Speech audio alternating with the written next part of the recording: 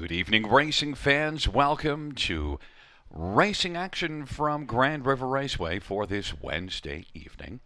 Our first race will go to post in approximately 20 minutes. We've got some blue skies overhead, a little bit of wind, but it's a nice warmish Wednesday here in beautiful Elora, Ontario. And track is listed as fast. Let's get a look at the changes on this evening's card.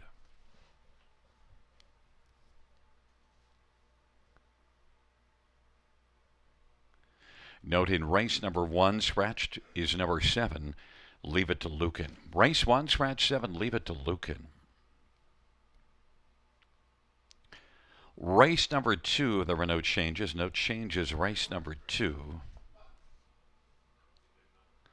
Race number 3 will go as programmed. Race number 4, no changes. Race number 5, number 4, the Magic Moment is scratched. Race 5, 4, the Magic Moment scratched. Race 6, no changes.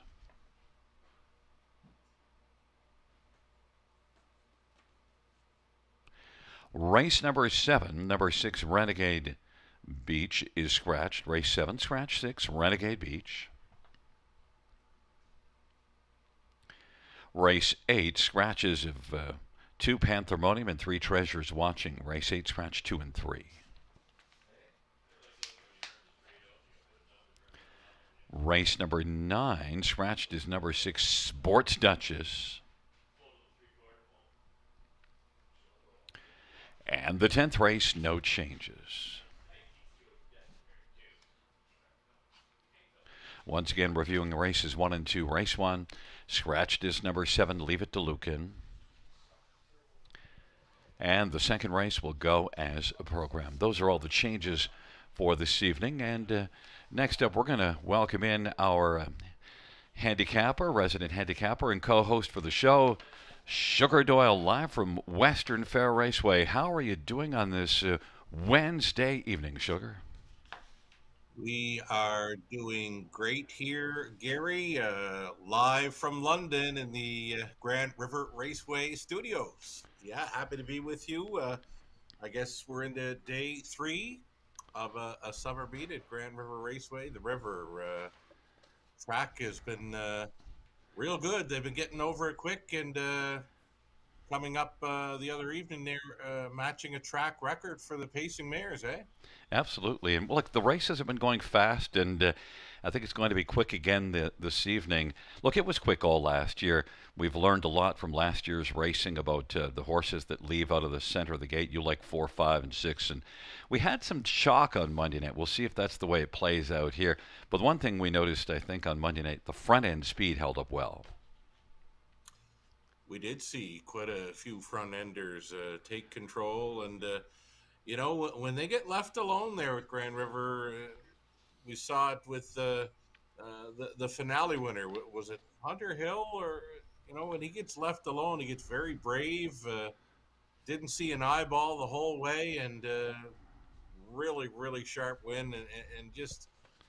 We mentioned at the end of the show, just one of those horses where anytime I've taken him, he doesn't usually step up to the plate, and I leave him alone, and he races like a monster.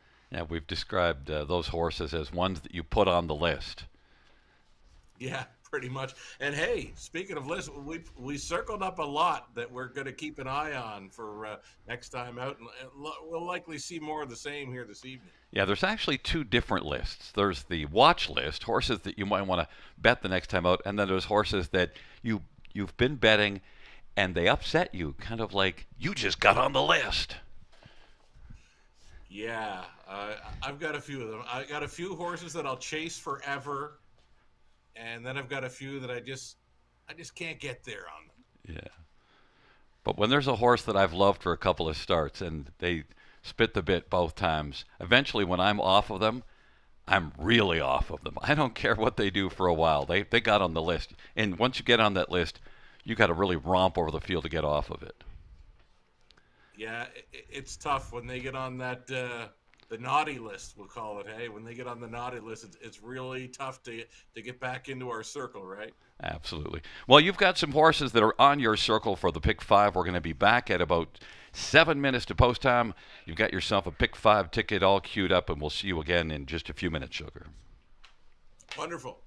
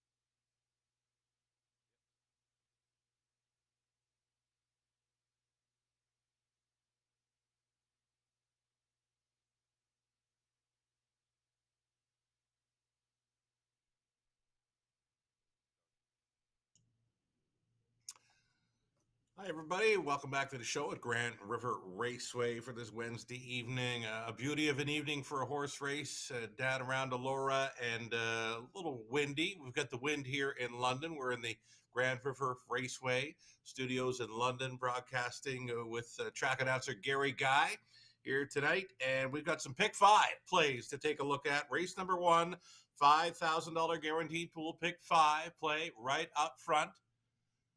Covering the first five races. The opening leg for me, I'm going to go four deep in there. Early favorite being number two, Tide Tour for Team Horner. Going to use that one. One of my top selections in here. I've actually got the five on top here. Wicked Dancer, who I really like here for trainer Sean Stacy, Travis Henry on board. 2, 3, 4, and 5 for me. Starting things up in the pick five play. Get a $5,000 guaranteed pool here. We're too deep in race number two. We're on Missy's Magic Man, Maestro Sealster. I think that could be the lineup. It's a pretty good shot at an exactor box play as well there in race number two. The third race, we're inside to the likes of Super Puncher, trying to double up there for Pat Udon, the Wickedly Split. Next door to that from Post 2 and also including number 3, Snowport, a gray gelded son of Huntsville there for trainer Ashley Ledvoy with Travis Cullen on board. Race number 4, we're looking at number 2, Onyx Bavino off the very sharp qualifier in the latest, just missing, coming home 28 flat, adding Lasix this evening. Lacey McCabe put in the Lasix to 2, Onyx Bavino in the fourth, and we'll also try the 6, Lotto Max in there. Another one coming in off the qualifier home in 28 and 2 on the end for a trip in 56 flat. And over to race 5 on the end of it. Number 3, Convoy 22. We loved him last time and love him again tonight. Not going to get much of a price, I don't think. Damian McClellan staying on board for trainer Kyle Bossons. Also including number 6, Vogue Blue Chip, a decent second to my top choice Convoy 22 in the latest over Grand River Raceway. 3 and 6 for me on the end of this pick 5 play. We're all in for about $19.80 on a 20-cent wager. Gary Guy standing by. Well, with listen, his early pick 5 ticket idea to talk about. my ticket's not much different than yours other than a little bit shorter, but we have a lot of similar looks in terms of the horses that we've taken. So I don't know whether it's a case of great minds think alike or fools seldom differ, but we have a lot similar. Here Love it. in this first race, though, this is where I differed. I did use 2 of your horses, and we both have Wicked Dancer on top, but then I only added in Mr. Commodore. I left a couple off. That's where my savings is right there, saving 2 horses. So we both like those 2, but you have 2 more in the 2 and 4 that I left out. So I'm going to have to tread lightly in the first race. Then the rest of the way were very similar. We've got the same 2, Missy's Magic Man, Maestro Sealster. We both have Maestro on top. Race number 3, we have the inside 3 together. We have 1, 2, and 3. Love those 3 in there. I think the winner's coming from one of those 3. And there's not much to choose from in there between the 3 of them. I think they're very close in terms of overall when you rank them.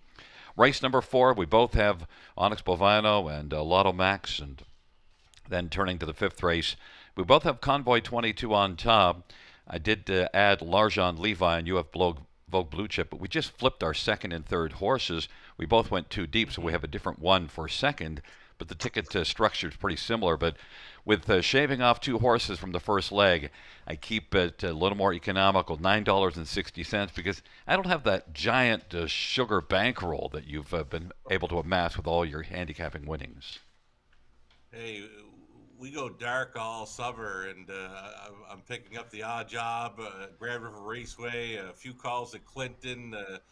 I gotta keep putting some in there, right, to keep on playing. There's Conley's ticket. Look at that. Conley's with you at $19.20. Do you want to give a quick look at Conley's ticket?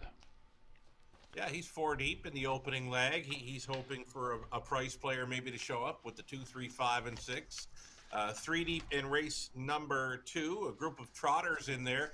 He singles up. Number 3, Snowport, a surprising single, taking the gray son of Huntsville there with Travis Cullen on board in the third. A single for Conley, number 3 in that middle leg. 3 and 6.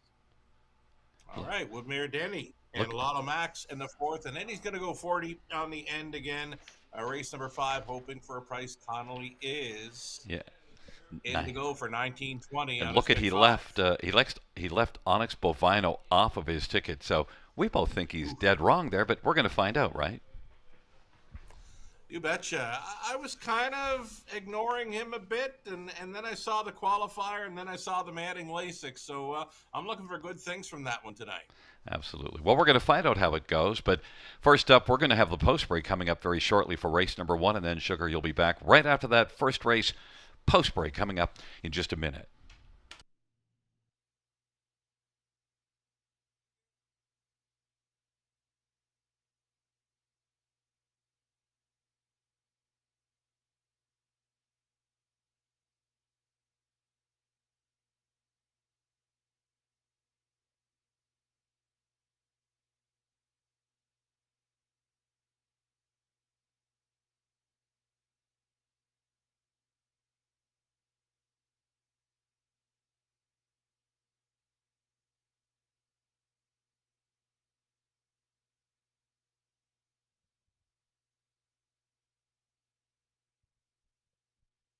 And there's a look at the shot from the paddock, the paddock camera provided by Ontario Equine Education and Employment Program.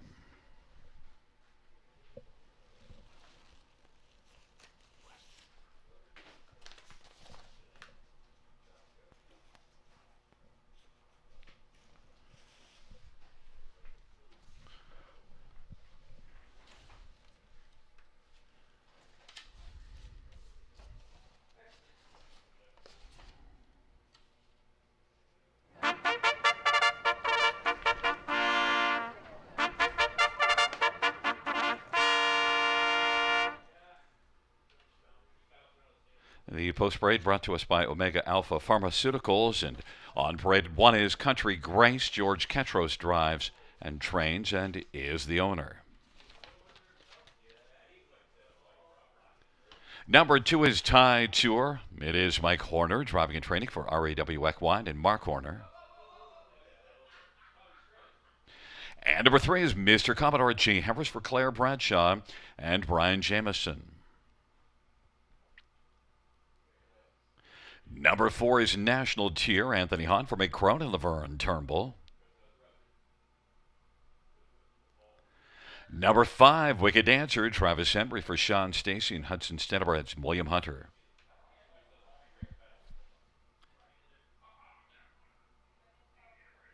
Number 6, Not a Bad Guy. Travis Gulliver, Jason Libby, and Joyce Empey. Number 7 is Scratched. Number 8 is Wicked Warrior. Dale Spence for Mackenzie Spence and Mike Boutillier. 9 is Chase the Cheddar. Garrett Rudy for Cassidy Schneider and Colonel Schneider Jr. Field of 8, race number 1. First of 10 dashes on this Monday evening. Let's get right to it. And, well, Sugar, Wicked Dancer, we both have this one on top. I'm looking at that last race at Western Fair. Man, they went to the half in 58-4, and yet the mile 54-4. No wonder Wicked Dancer couldn't come on and close. That was a very fast mile, but for him to clock up a trip in 55-3 here on Camelot Classic night, huge mile, Gary. And you know, I was looking at them closely through the post parade. He looked like he just had a little more spunk in him than some of the others in here. 3-year-old son of McWicked, I think, is sitting on a big one here. Co-favorite right now with number 2, Tide Tour, at 5-2. Yeah, and Wicked Dancer also, just as I mentioned, that pace scenario, that makes it really difficult. But this is also one that has a couple of wins in 9 starts and was a winner at Flamborough 2 starts ago. And I really liked that effort, and was able to stride away from them and won by 2 lengths at the finish. So Wicked Dancer, I think, is very logical. Number 3, Mr. Commodore, though, is coming also in off of a win, 54-2 win at Flamborough, which compares very well with Wicked Dancer. In fact, shows better speed than Wicked Dancer in terms of the win time. Mr. Commodore. Yeah, your front 2 might be the exactor factor, Gary. I'm looking at the gate speed of Mr. Commodore. He's 27-3 in the latest over Flamborough, and he's 28-1 before that over a good track. I always like to mention that Flamborough, of course, a little bit quicker than the raceway in London. But as we near the end of May, London sort of catches up with Flamborough, but still, Mr. Commodore, 54 and 2 speed there at the Flamborough track, likely more like 55 in London. Yeah, one thing, I went out of order again. You're going to have to keep a close watch on me. I'm getting kind of old and Hey, senile here. that's fine, because as soon as you mentioned 3, I said, you know what? Gary's got this exactor, and he's got the lineup of how they're going to come off the car here. Well, one thing, national tier, Anthony Hahn, Meg Crone, and man, I've called lots of Meg Crone's winners with Anthony Hahn driving. The one thing, though, this one hasn't raced since the 28th of April. Okay, yeah, it does have the qualifier and does show coming home 28, 55 and 2 over the big track Woodbine Mohawk Park. But thing about Crone and the thing about Hahn, they don't put them behind the car for a pure mutual race unless they're ready to go. I'm thinking national tiers, good enough to go with these, and maybe good enough to beat these. The price is certainly right. You're getting 7-1 value. One horse that I did kind of maybe overlook, and 3-1 on the tote board, the fans didn't overlook, because I didn't use Tide Tour on my top 4, and I'm having some second thoughts about that. Tell me about Tide Tour. Tide Tour, well, is another one that paced a nice mile. He was in that race with Wicked Dancer on Camelot Classic night. He was finishing 4th, a few more lengths behind the 5 in the latest, but nice closing effort, 28 flat on the end of his mile, and I could see him sitting in the front half of the field here. A colt son of He's watching for Team Horner, and I like his look. Not really to be gate blasting here, but watch for him late. Yeah, and then a thought about number 6, Not a Bad Guy, because I used that one on the bottom of the ticket. Jason Libby and Travis Cullen, that's a pretty strong tandem. Pretty strong tandem, but I think this is a tougher spot for him than what he's been facing. Big price, of course, one of the longest shots on the board, but if I was using him, I'd probably have him where you've got him, in the 4 spot for the Superfecta. Well, we'll see how it unfolds. We have a field of 8 for race number 1. It's the first of 10 dashes on a wonderful Wednesday evening as we are gathered at the river. Country Grace and Tide Tour on the inside with Mr. Commodore, National Tier, Wicked Dancer in the center. The outside, Not a Bad Guy, Wicked Warrior. And the second tier, Chase the Cheddar. Field of 8. First dash. Giddy up.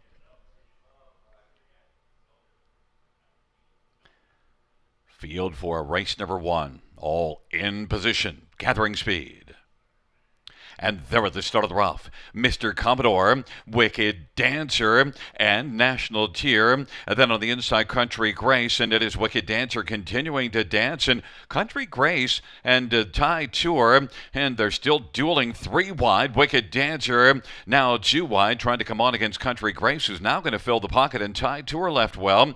And then Mr. Commodore is caught on the outside racing position to 4th, and 5th is National Tier as they come off the turn. Then it is back to Not a Bad Guy and Wicked Warrior and Chase the Cheddar, but it is Wicked Dancer, the one they're chasing. Opening quarter was 27-1. Country Grace is second, and Mr. Commodore couldn't find his seat, so now he's going to come up and challenge Wicked Dancer. Country Grace is third. National Tier is on the outside racing position 4th. And then it is Tide Tour, Not a Bad Guy, Wicked Warrior, and Chase the Cheddar is trailing the field. Mr. Commodore has now come on to grab the lead over Wicked Dancer. And they race past the half in 56-4. And it is Mr. Commodore, Wicked Dancer, National Tier on the outside first over is about 3 off the lead of Mr. Commodore. Then Country Grace and Tide Tour. Not a Bad Guy, Wicked Warrior and Chase the Cheddar with a ton of work to do. Mr. Commodore gets some urging to keep on going. Jay Harris urging Mr. Commodore by 3/4 with a lead of just about a length and a quarter. And National Tier is getting a little closer. 3/4, 124. Mr. Commodore, National Tier, Wicked Dancer is bravening up on the inside, and Tide Tour now is toured up to take over 4th, and then Country Grace and Not a Bad Guy. and the field turns for Mr. Commodore. And National Tier and Wicked Dancer is looking for the passing lane. On down the stretch where they come. National Tier, Mr. Commodore. Up the inside, Wicked Dancer is stalled, and National Tier is going to win. Tied to our second. Then third was Mr. Commodore. And fourth is between Not a Bad Guy and Country Grace. 153 and 3. Sugar, I went a little light on the pick 5, and well, I paid for it because you went deeper and are still alive, as you have National Tier as the win here in race 1. Yeah, he fared out pretty good, and indeed, Crone and Hahn had this one good to go. Good to go enough for a new lifetime best. 153 and 3. A son of better than Cheddar has never been better. And you mentioned prior to that missing a little more than a month of racing action, but so good to go there. But what a big trip by number 3, Mr. Commodore. He got roughed up through the opening quarter, 27 and 1, and then he threw a 27 and 1 third quarter at them in there, and he was still staying on in the late going there. So props to Mr. Commodore. That was a big trip. Yeah, and we're looking there at Mick Wicked Dancer coming up the inside, and he didn't have anything coming up the passing lane. Around that final turn, I thought he might be coming blasting, but boy, there wasn't anything there. That was our top pick who just, I don't think he had an excuse. He had a decent enough trip after he let Right. Mr. Commodore go. Yeah, just a little bit flat tonight. Had a pretty good trip. He didn't get roughed up much through that opening turn, and George Ketros has a rail advantage. That's one thing. He does not let those rails go to waste. So he was throwing a wrench into it early there in race 1. And I told you I kind of regretted maybe not using Tide Tour a little higher. How about second? Because the two that you included in National Tier and Tide Tour, they both get there in that order. Yeah, I mentioned to watch for this one late. Had a pretty good kit. Actually, Horner was trying to lead with him too, but again, Ketros was using that rail to his full advantage there. Maybe keep an eye on too. Tie Tour for next time. Back in front of us is number 4, National Tier, 3-year-old Better Than Cheddar. Bay Gelding, owned by Laverne Turnbull, trained by Meg Crone. The winning drive to Anthony Hahn. It's the first win this year, second win lifetime for National Tier.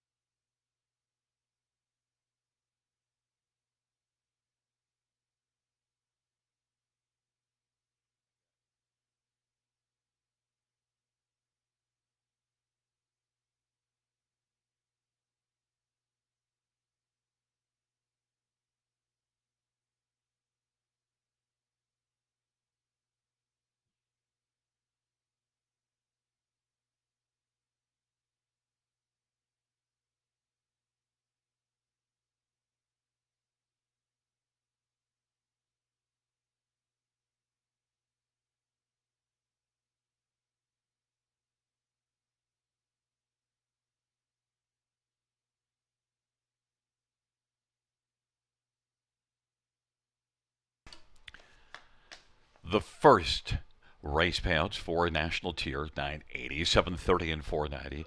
To Tide Tour, 360, 273, Mr. Commodore, 350.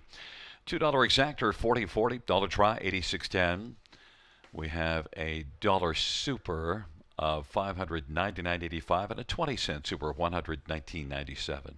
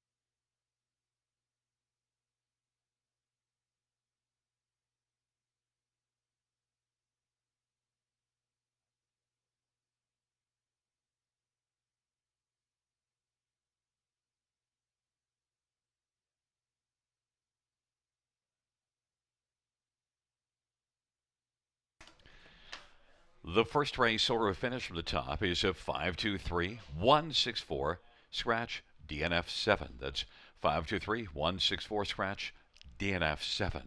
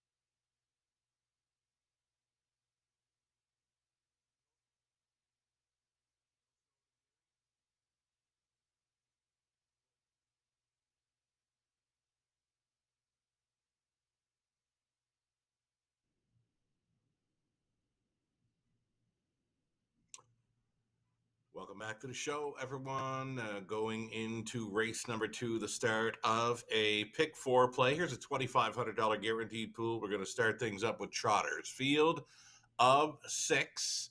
Earliest action going on both the 4, Southwind Caesar, and the 6, Maestro Sealster. For me, I think 6, Maestro Sealster finds a great spot to pick up his second victory on the season. He's a winner over Flamborough back in January in 59-1. This is a speed ball play from the outside. I think he's going to be situated up close. And to his left is number 5, Missy's Magic Man. I think that one's going to be showing some gate speed in here as well. I believe the 5 and 6 both could be sitting 1-2 in the early going. Could be that exactor box maybe to think about here in race 2. The 5 and 6 for me, starting up the pick 4 play. And over into the third, we're going to stay inside on the pace with Super Puncher for Pat Hudon to come right back. Wickedly Split, another one to consider in Snowport, the Gray at a post 3. Fourth race, we're on a couple of returning horses that haven't raced since February. Both the 2, Onyx Pavino, who's adding Lasix, and outside to the 6, Lotto Max. Both coming in off qualifiers, both not racing since February. I don't normally go that route when finding multi-leg players, but we're going to go that way in the fourth race tonight. 2 and 6 off the qualifiers in the fourth race. Fifth race, ending with Convoy 22. We'll be trying to double up there for Damian McClellan, also including number 6, Vogue Blue Chip. Second best in my top selection, a 53 speed for both in their latest over Grand River Raceway. We've got another ticket here to look at. This one for our friend Gary Guy. Gary on the opening leg. His top selection in here was the 6, Maestro Sealster. In behind that one, he's got Missy's Magic Man to be second, but he's going to try the 5 and 6 starting up the pick 4 play. We're on the same page in the third. Both of us are using the 1, 2, and 3. Same deal in the fourth. A 2 and 6, both using Onyx Pavino. Lotto Max, as mentioned, last racing in February. And on the end of it, Gary trying the 3, Convoy 22, and the 5, L'Art Jean Levi. Coulter staying on for trainer Pat Pissett with that 5, L'Art Jean Levi in the fifth. Just $4.80 on a 20-cent wager if you care to play along with Gary Guy's early pick 4 ticket starting up here in race number 2 of 10. $2,500 guaranteed pool. It's one of those go-to wagers here at Grand River Raceway.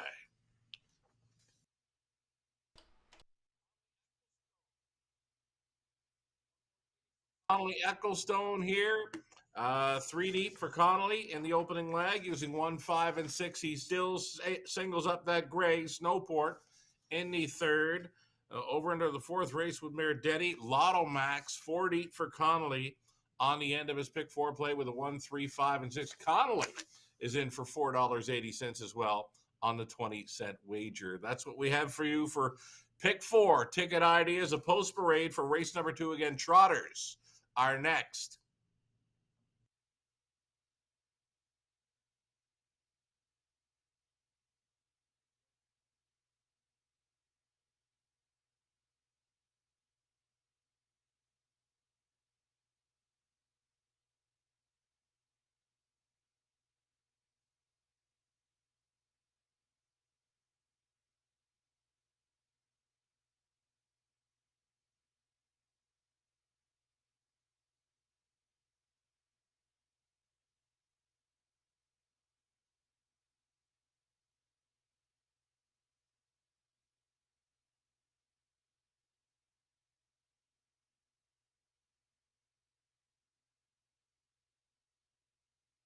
Today, I train and drive harness racing horses at London, Ontario. These are my main products that I use in my racehorse barn that are all Omega Alpha, the Biotic 8, the Immune Plus, the Anti-Flam, which is great for the horses after they've had a hard day racing. The Biotic 8, I swear by it.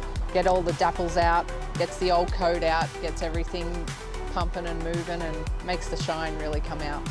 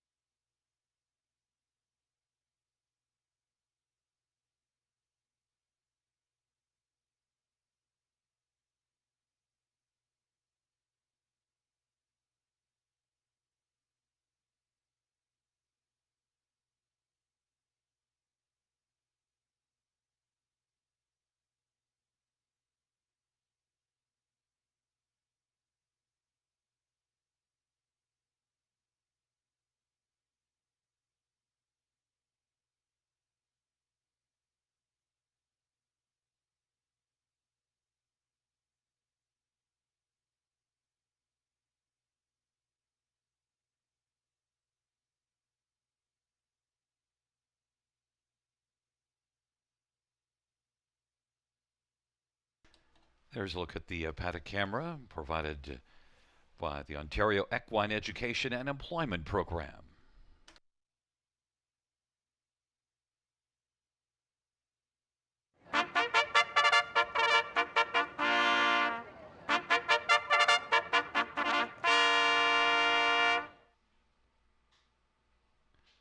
Field on the Omega Alpha Pharmaceuticals post parade.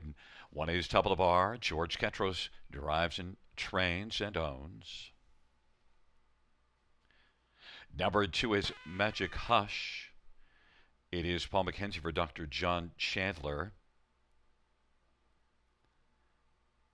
Number 3 is Off-Road Hanover. Jim Whalen drives and trains for Dr. Angela Whalen and Robert Eaton. And number 4 is Southwind Caesar. Travis Cullen for Jody Cullen and A1 Stable. Number 5 is Missy's Magic Man. Jason Ryan for Ron Corbett.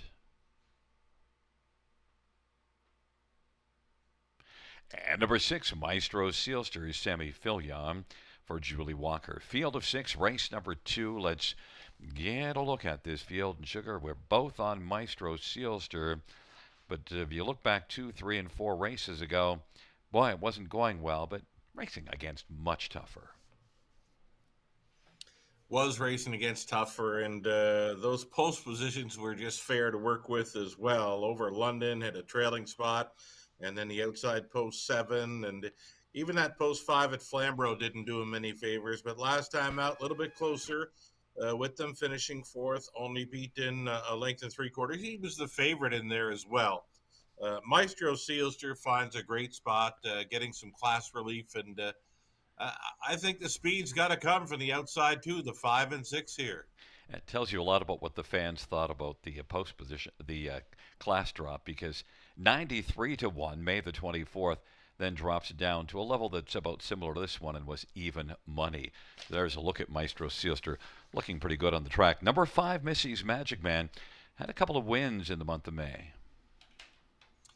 Yeah, Missy's Magic Man, the 9-year-old son of Kadabra, he has always done his best work when he's been racing up close on the lead or a pocket ride. It's where he wants to be in here. But, I did mention the 5 and 6. They look like they have the most speed. But then you go back to race number 1. We mentioned George Ketros with that rail advantage. He was using it to his full advantage. He's back on the rail here with the top of the bar, though this one has missed a couple of months of racing action.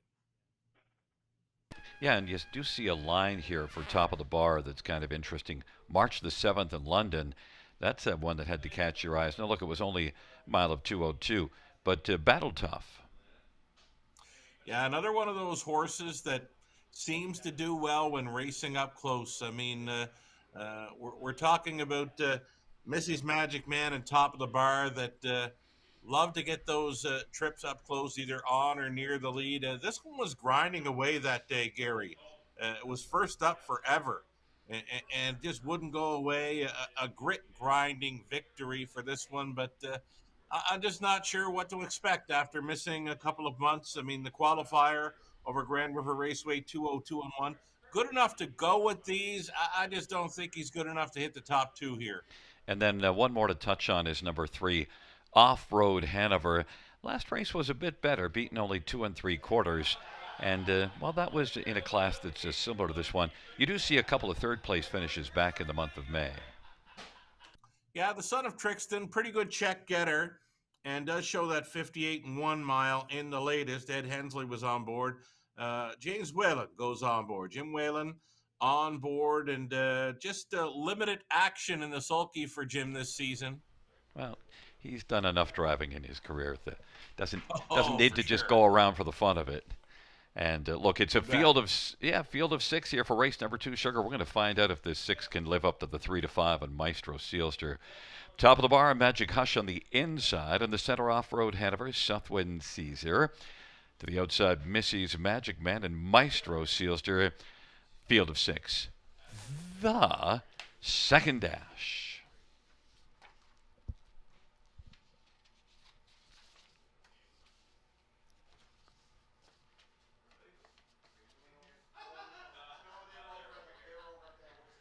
Field for the second race.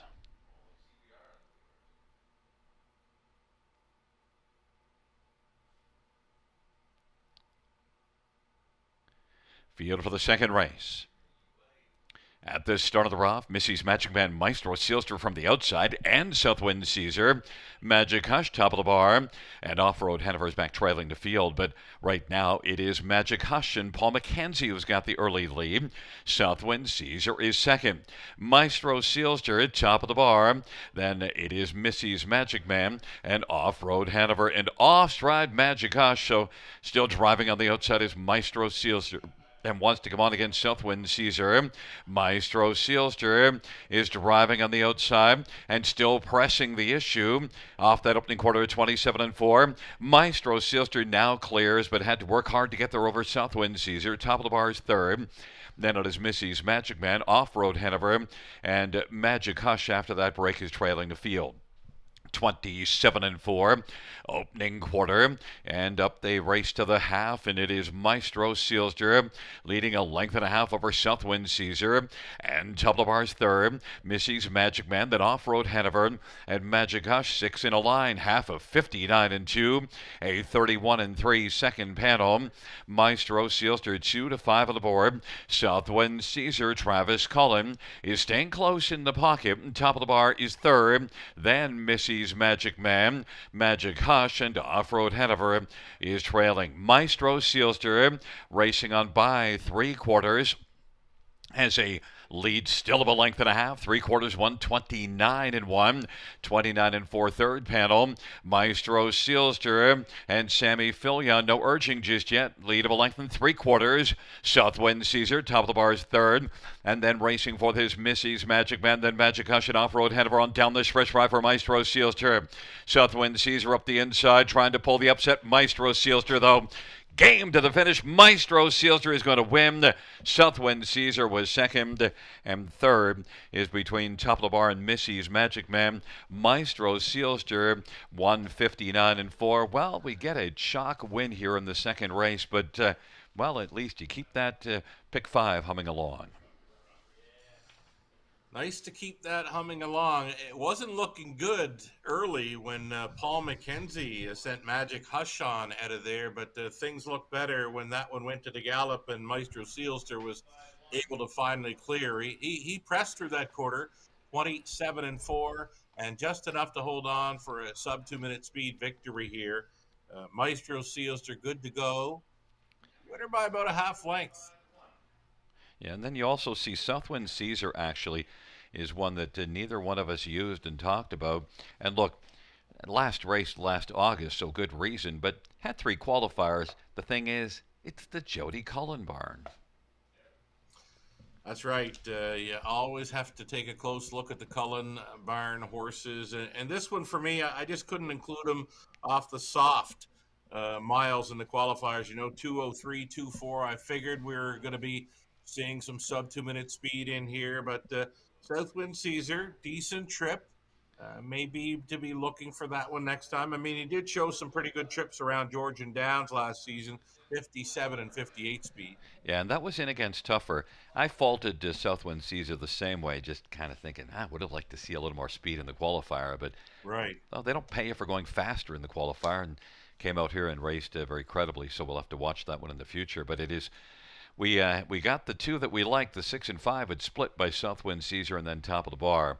Coming back in front of us is number 6, Maestro Sealster. And Maestro Sealster, 4-year-old muscle Mass Bay gelding. Sammy Filion orchestrating the second race win with Maestro Sealster. Julie Walker is the owner and trainer, sharing an ownership with a numbered company from Cambridge. Second win on the year, 5th win lifetime for Maestro Sealster. Second race dash 159-4.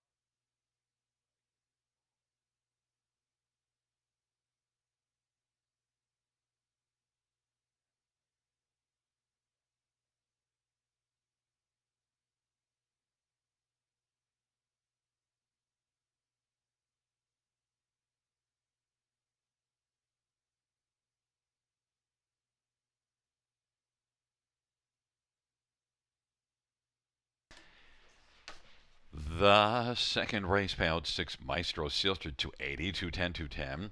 4 Southwind Caesar, 370, 275. Missy's Magic Man, 240. $2 Exactor, 1160. Tribe, 1035. Dollar Super, 2430. $2 Double of 4 and 6, 2540.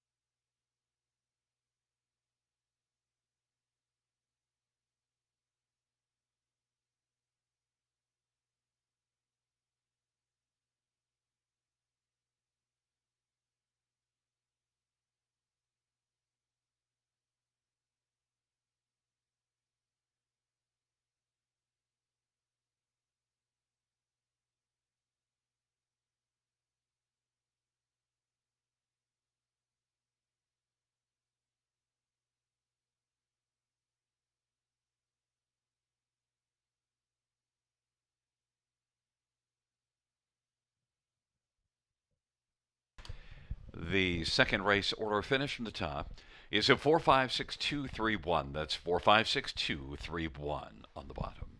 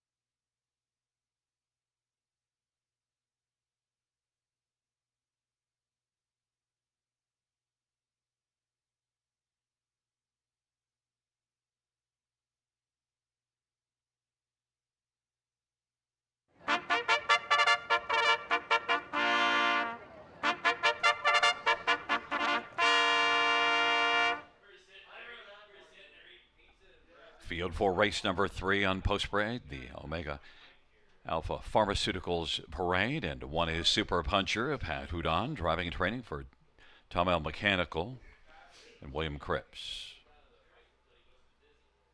And number 2 is Wicked E-Split, Scott Golder, Sean Stacy, and Nickway Farms. Number 3 is Snowport, driver's color for Ashley Lenvoy and Gino Toscani. And number 4, Wicked Ending, Brett McDonald for James Wellwood and Jeffrey Wellwood. Number 5, Cincinnatus, Phil Houdon for Derek Anderson and Gordon Mason. Number 6, Seize the Day, Paul McKenzie for Stephen Gillard and Marilyn Gillard. Number 7, Dancing on the Drive, Austin Sorry for Rachel Andrew, owned by Ralph Jardine and Kevin Jardine. And number 8 is Will's Watch and Mario by Eroja for William McClure. Field of 8, race number 3. Let's get a look at this field. And, well, we're going to take a look, first of all, at Super Puncher and Pat Houdon. And Super Puncher, well, he finally broke a smile here last time out. It's hard to get Pat to smile, but he's managed to crack a little bit of smile in the winner's circle last time out. He did all right with Super Puncher, the son of Tall, Dark, Stranger for his first career victory in the latest. And he was out for a long ways going first up, Gary. Right now the players are on him to the tune of 2-1. It's the inside 3 for me here, 1, 3, and 2. You're using the same 3, just twisting it around a bit, 2, 3, and 1. But I'll take Pat again for the victory. Yeah, and we were commenting about he took a lot of money last time out with the betting favorite, and we were a little surprised. He took that money early, and it stayed, and, well, he lived up to it. Well-meant winner. Like I said, he rolled him first up, and this horse just had no quit in him. He actually got stronger as the mile went on, and home in 28 and 2 on the end, and I think there was a bit more left in the tank for this one. I'll tell you this 3-horse Snowport, those starts that I saw at Flamborough in the month of May, this horse impressed me as one that's going to come on and win soon. I mentioned that last time out, and he led a long way now. He wasn't able to hold off a really well-meant winner, but Snowport, well, now that was post 6, this is post 3, but he is one, although he's winless in 13, pointed in the right direction. Speaking of pointed in the right direction, I think he's going to point this one in here, and you can see the GoPro cam on his helmet, right? I mean, anytime I see anybody getting hooked up with a GoPro, whether it's on the helmet or on the sulky, you know they're likely going to be trying their darndest to get the job done. So that's another factor to think about when considering number 3, Snowport. Still a maiden coming in, but with the GoPro on board, could be some good things happening for the grade tonight. That must be a Cujo Productions piece of equipment there, and Curtis does a great job. Snowport and Travis Cullen for Ashley Lenvoy. Number 2, Wicked E-Split. I used this one on top. Now, that last race at Clinton might discourage some people, but also I saw both of those wins at Flamborough Downs. Yeah, I think you just got to totally ignore that last trip around Clinton. I mean, at the back of the bus, they were only at the half in 101 and change, Gary. So they're coming their back half in 57. There's no way this horse was going to make up any kind of ground at all when sitting near the back of the bus at a mile like that. So just totally ignore that. A couple of victories before that over Flamborough, 56 and 2, 58 and 1. Nothing wrong with Wickedly Split here to get a big piece of the pie. 5-1 is a great price. And look at that May 15th line, and that line's correct. Was 8th, parked on the outside by 11.5 at the half, and was on the lead, clearing to the lead at 3/4. Yeah, and it looks like they came to him late, and he just held them off again. You know, he's on top by a length and a half, turning for home and holding on by a neck. Seems to be when he's in play, up and around the lead and the late going, he's got a lot of fight to him. And that was Scotty that drove those 2 wins at Flamborough, it should be mentioned, had Tyler Moore at Clinton, but Scotty's back aboard. And quick thought on number 6, Seize the Day. I do have a circle around this one in my program, closed up well over Clinton, 29 flat on the end of it after making a break at the start. Needs the clean line, of course, but he's on the big 5/8 track tonight. Look for good things from 6. seize the day. And does have a win on the year, 3 top threes and 6 starts. Paul McKenzie for Stephen Gillard. It'll be Super Puncher and Wickety Split on the inside, along with Snowport. In the center, Wicked Ending, Cincinnatus to the outside, seize the day. Dancing on the drive, and Will's watching. It's a field of 8. It's the third dash.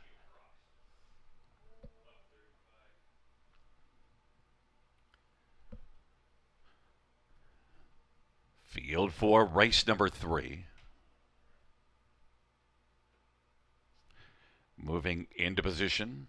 Will's watching, spots the field 2 or 3 lengths, and Snowport shovels so quickly. And also leaving is Danson on the drive. It's Snowport and Danson on the drive. Super Puncher is looking to punch on through on the inside. Now is going to just take back a wee bit and be third on the pylons, and then Wicked Ending and seize the day. Wickety Split is back there in front of the trailing pair, Cincinnatus, and Will's watching. Danson on the drive at 35-1. Sent to the front by Austin Sorry, but Snowport and Travis Cullen and the GoPro is going on the outside right now and is coming on. Snowport is looking to shovel right back around and reclaim the lead from Danson on the drive, and third is Super Puncher. Then it is Wicked Ending moving to the outside is Seize the Day.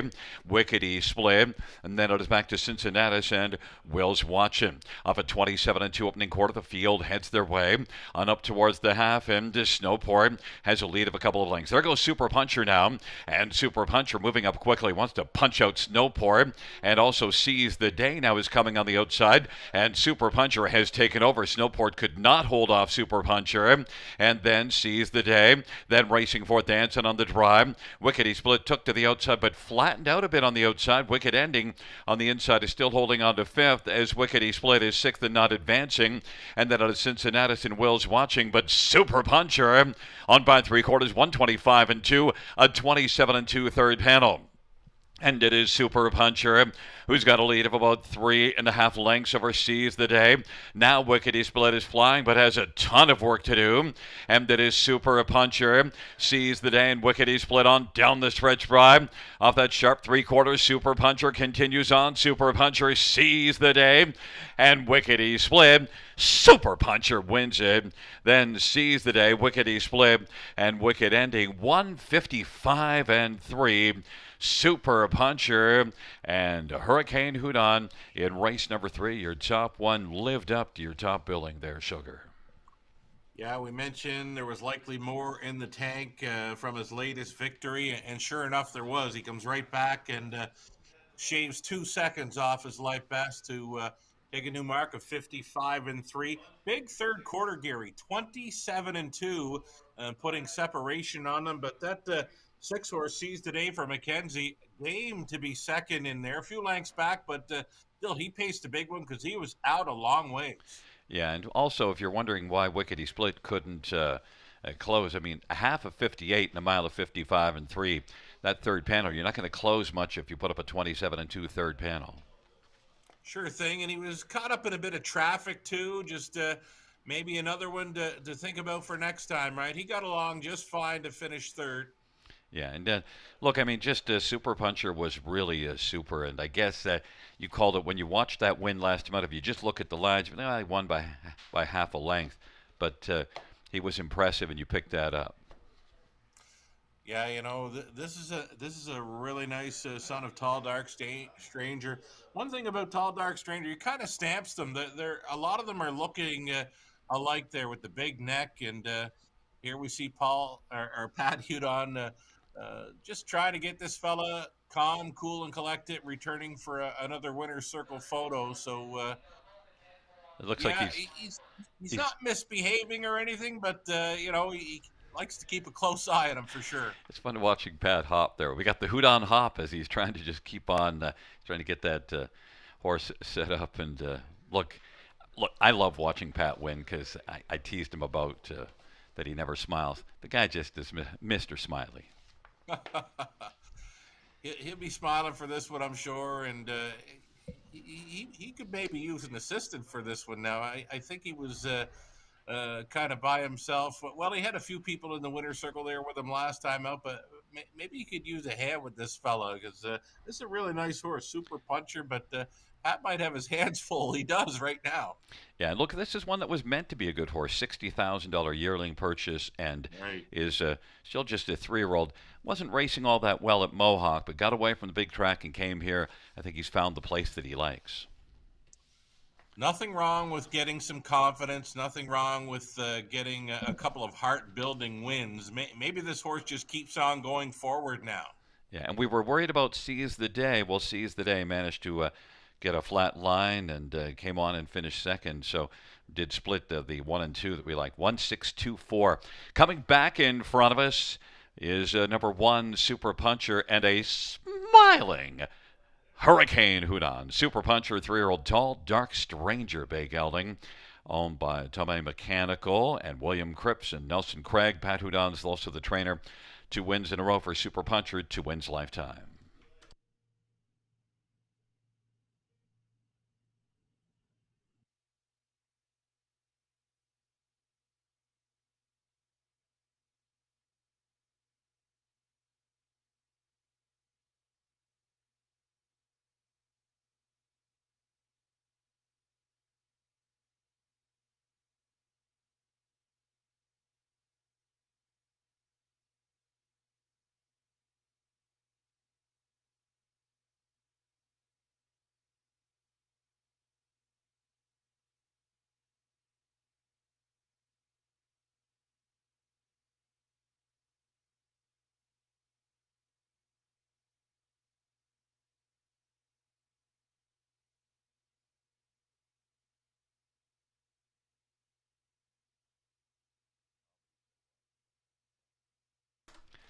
Third race payouts: 1 Super Puncher, 523, 42.50. 6 Seize the Day, 623, 62.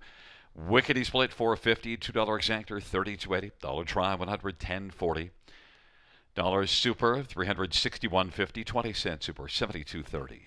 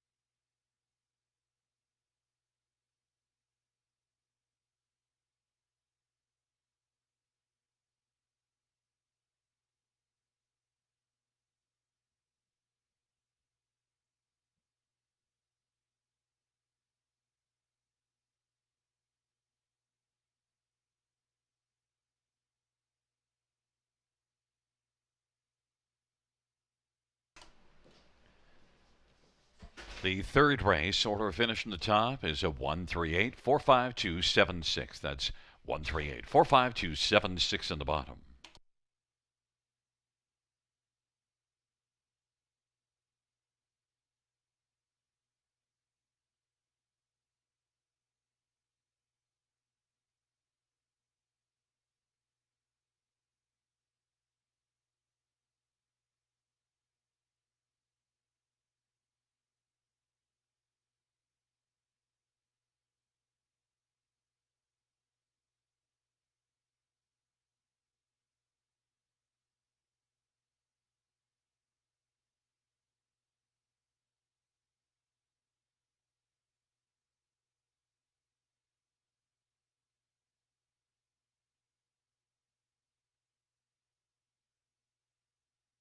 Winbak Farm of Ontario is home to outstanding sires, including three-time millionaire pacer tattoo artist who is new in 2025, the last great son of the legendary Some Beach Somewhere and multiple stakes champion Beachglass, Meadowlands Pace and Ontario Sire Stakes champion Lawless Shadow, and the richest pacing stallion in all of harness racing history, the great Hall of Famer Mick Wicked. Also standing at Winbak Farm, Archangel, Better Than Cheddar, Betting Line, My MVP, and Trixton. For more information, visit winbakfarm.com.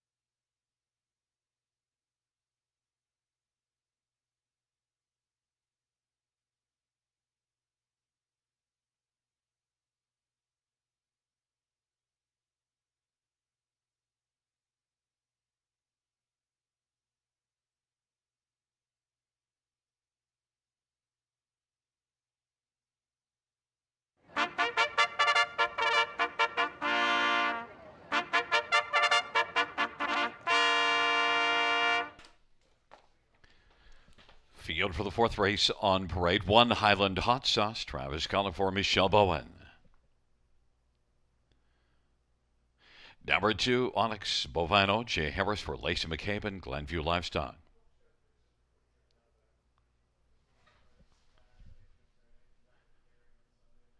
Number 3 is Woodmere Denny. Dale Spence for Mackenzie Spence. And number 4 is BJ's Choice, Jason Ryan for Mark Goddard and William Brown.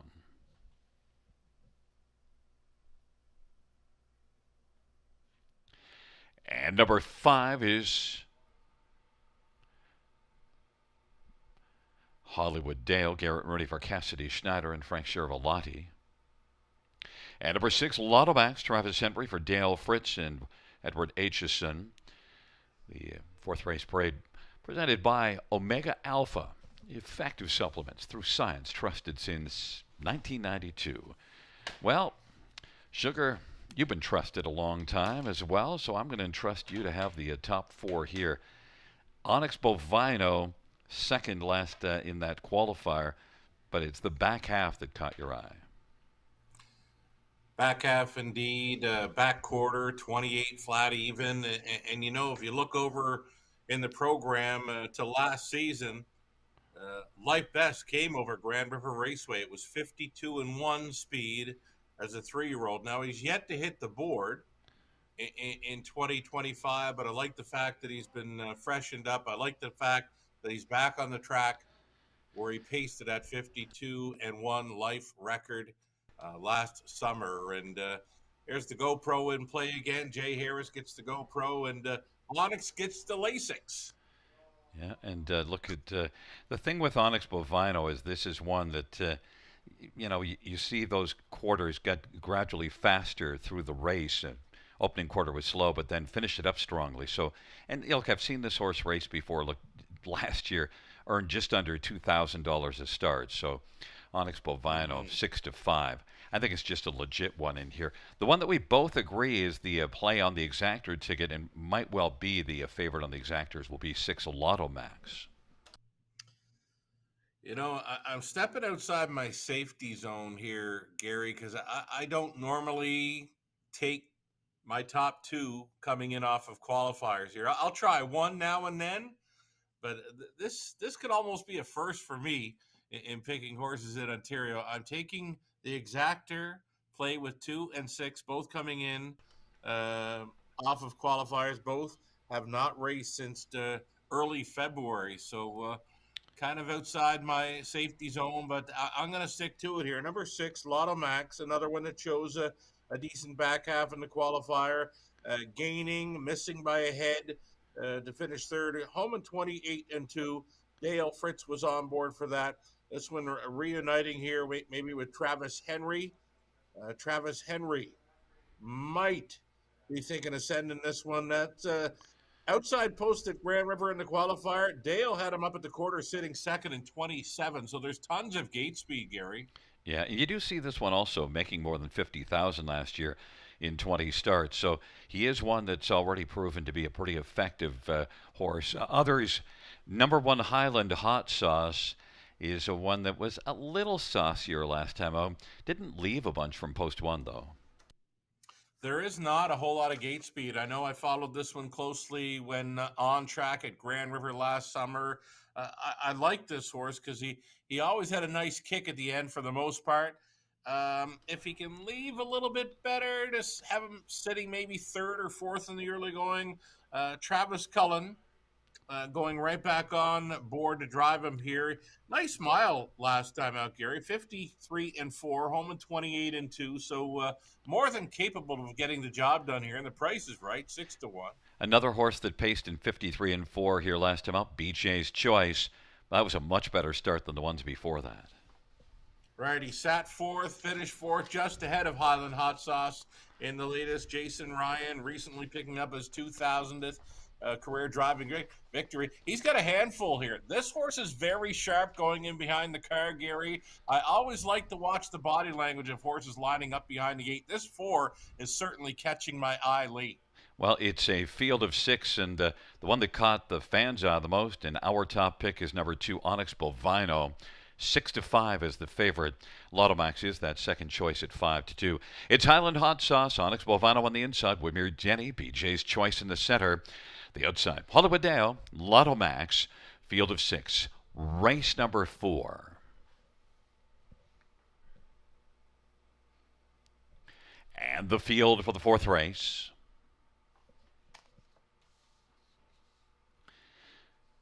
Is at the start and they're off, and Lotto Max leaves out with Woodmere Denny, and then Onyx Bovino getting urging to press on through from the inside. Lotto Max, though, from an outside post position, and Onyx Bovino still charging, but now Jay Harris is going to take back and accept the pocket for a moment, and then step out around Lotto Max, and Onyx Bovino and Jay Harris want the front, and Lotto Max is going to be relenting, and now Onyx Bovino and Jay Harris puts the GoPro on the lead. Lotto Max is racing position to second.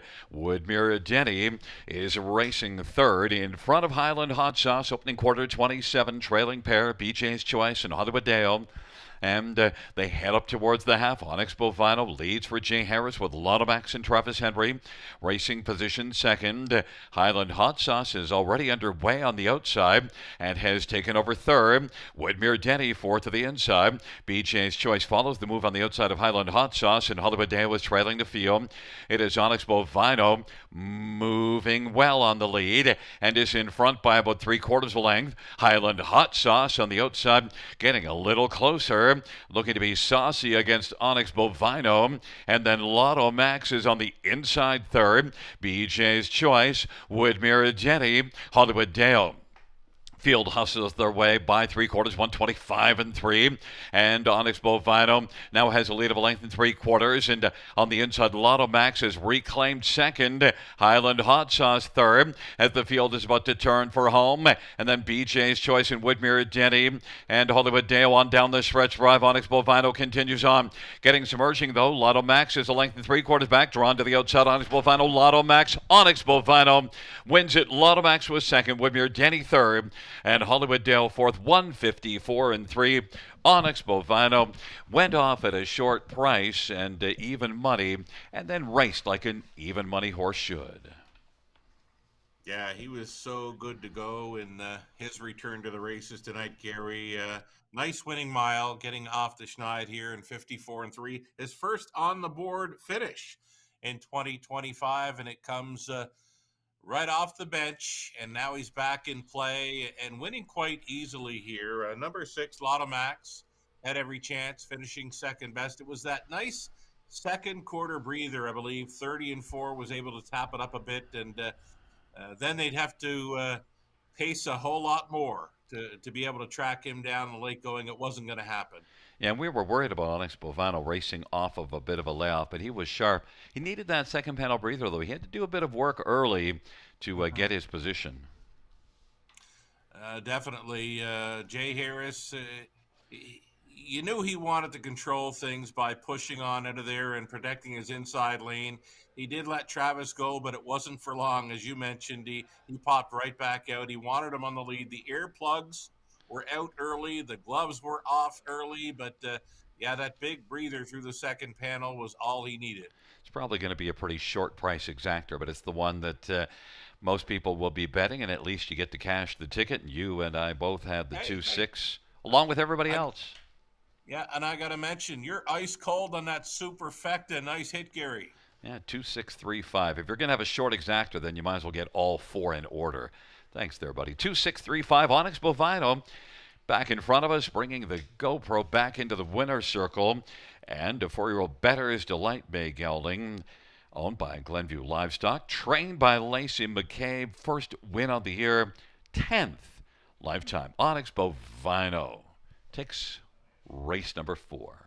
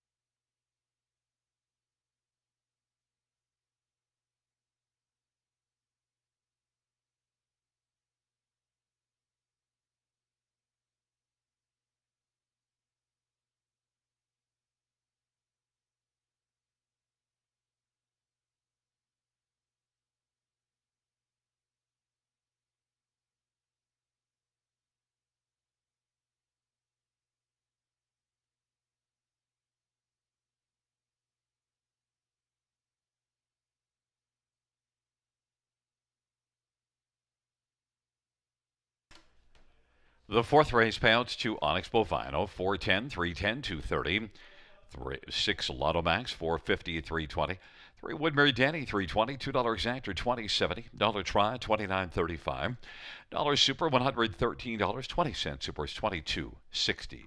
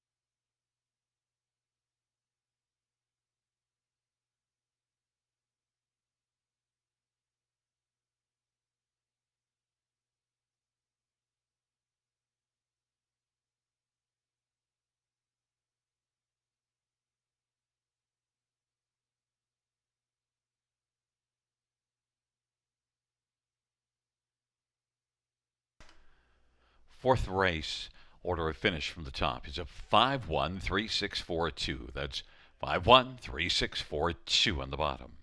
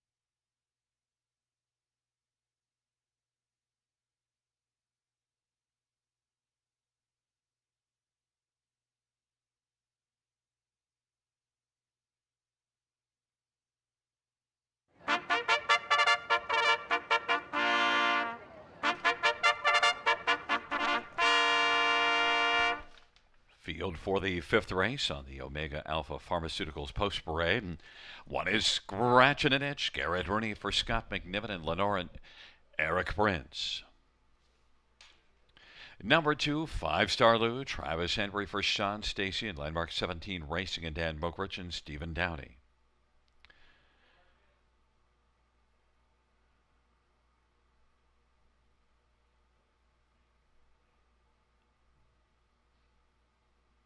Number 3, Convoy 22, Damian McClellan for Kyle Boston's and High Stakes Incorporated and Nancy McNevin. 4 is scratched.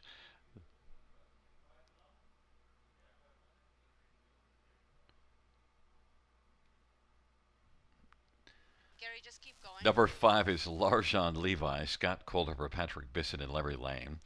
Note that number 6 is Vogue Blue Chip, Daryl Thiessen for Rod Boyd, and Rick McNeil and John Osinga.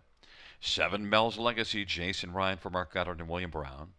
8 is Volcanic, Todd Ratchford for Greg McNair and Barbara Wells. And 9 is Belmont Blazer, Travis Cullen for Jody Cullen. It's a field of 8 for race number 5. Well, it is the final leg of that pick 5. We also feature the Super High 5, and let's get right to it because number 3, Convoy 22, has caught our eye and caught the eye of the fans at 7-5. Yeah, you mentioned the high 5 play. Looking for players to pick the top 5 finishers here. Grand River Raceway always offering the non-jackpot high 5 play. And we'll take the 3, Convoy 22, on top. I think he can come right back here. He's never better than he is right now. There he is. Damian McClellan on board for trainer Kyle Boston's, the new mark in the latest 53-3, on top all the way. And I don't think there's a horse in here, Gary, that can step with him right off the car. Yeah, well, last time out, he went a 26-4 opening quarter and just grabbed control easily. They got that nice second panel breather, and so then it was all done. Yeah, that's what we're seeing from some tonight too, right? They're showing big speed to open it up and looking for that second quarter breather. These leaders and they're hanging on late and coming some nice back halves there. So maybe we're going to see the same thing again from Convoy 22 here. 3-2. The players are still heavy on him. Damian McClellan for Kyle Boston's, and one that's lightly raced the last 2 seasons but has been a regular in the top 3. Now, we both have a difference of opinion on who to use in the exactor ticket. You went with the 5 Larjon Levi, went with 6 Vogue Blue Chip, but I think we both like both of those horses. But number 6 Vogue Blue Chip was second to Convoy 22 last time out.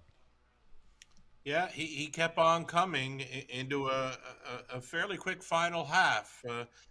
A nice trip, 53-4, and you don't see any other speed like that, of course, on the half botters, Flamborough or London for Vogue Blue Chip. So a big improvement for this fella last time out. Daryl Thiessen getting along fine with him. He's been a really good check getter. Just a one-time winner this season, 2 minutes, 1/5. Should he get there tonight, he'd drop a season's mark in a big way. I think the thing about Larjon Levi, like, first of all, this was a really good horse last year. 8 wins and 19 starts. But look at last race, way back early. Yeah. Not much happening there. When you're sitting 9th or even 8th in the early going there at Grand River Raceway, you're hoping for the pace to set it up for you. You know what? 56-3 halftime, but this horse paced a huge final half. I'm just going to do some quick math in my head. His own back half, 55 and change. And as you mentioned, was really good at Grand River Raceway last season. His mark, 53-2, 8 wins in 2024. Many of those I know came at the river, and the price is so right now, Gary. 9-1, incredible. Well, that's my choice for the exactor ticket. Should mention that 7 Mel's Legacy has gone back to the paddock for an adjustment. And Sure. look, also we should talk about number 1, Scratching an Itch. This is one that has some gate speed. Didn't leave at London in that grassroots last race, but a bunch of gate speed in previous starts. Yeah, son of Sunfire Blue Chip, mark of 53-2 as a 2-year-old over the big track of Woodbine Mohawk Park. For me, he's been a little bit light in his last couple of outings. I know on the lead, two back on May 21st. Let up where he probably shouldn't have. He was a heavy favorite on that occasion. And then the last time out in a stake race, Ontario Sire Stakes action in London, had a pretty good trip in there. Was well spotted early, sitting third, but faded late to finish 7 lengths behind in fifth. I'm thinking the Connections want to see a big turnaround for this one because they've got some high hopes for him, Gary. And a quick note on number 2, 5-Star Lou, winner at Clinton last race. That race 2 races ago, that's a very snug field with Harberlin Ambrose and Rolex and Vogue Blue Chip. I agree. Fourth best there, 56-1 over a good track at Flamborough. But the one that pops for me, Gary, is his latest at Clinton. Big back half when out first up battling. 58-3 is a big mile over Clinton, and he looked very sharp on parade. 7-2, all right. Yeah, he is taking some money. Convoy 22, I think we both expected to be the favorite, is 3-2 on the board right now. Scratch and an Itch and 5-Star Lou on the inside. Convoy 22, L'Argent Levi, Vogue Blue Chip in the center. On the outside, Mel's Legacy, Volcanic, and the second tier, Belmont Blazer. It's a field of 8. It is race number 5 as they are into the backstretch, gathering speed approaching the start.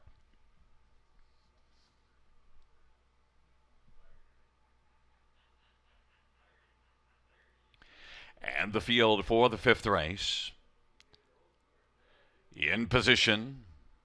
There at the start of the rough, and Mel's Legacy and Vogue Blue Chip blast out stride together. Convoy 22 also out alertly. Then it is Scratch and an Itch and 5-Star Lou and L'Argent Levi and Belmont Blazer and Volcanic. But Convoy 22 now is able to truck right out and grab the lead, and Vogue Blue Chip is filling the pocket. Scratch and an Itch is third.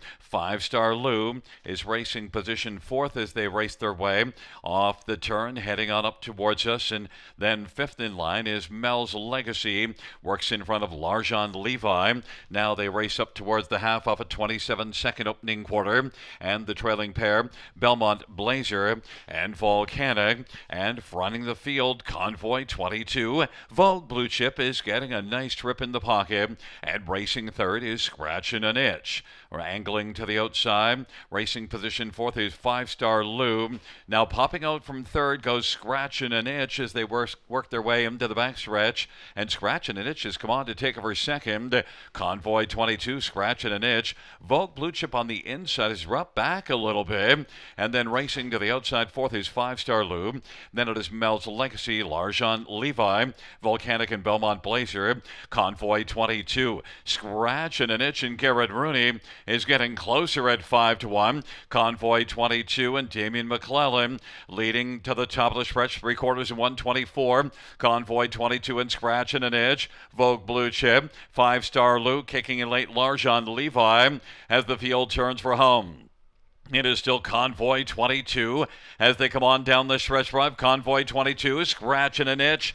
L'Argent Levi, whale wide, is charging. Convoy 22 up the inside. Vogue Blue Chip. Convoy 22 wins it. Second was Vogue Blue Chip. On the outside, L'Argent Levi.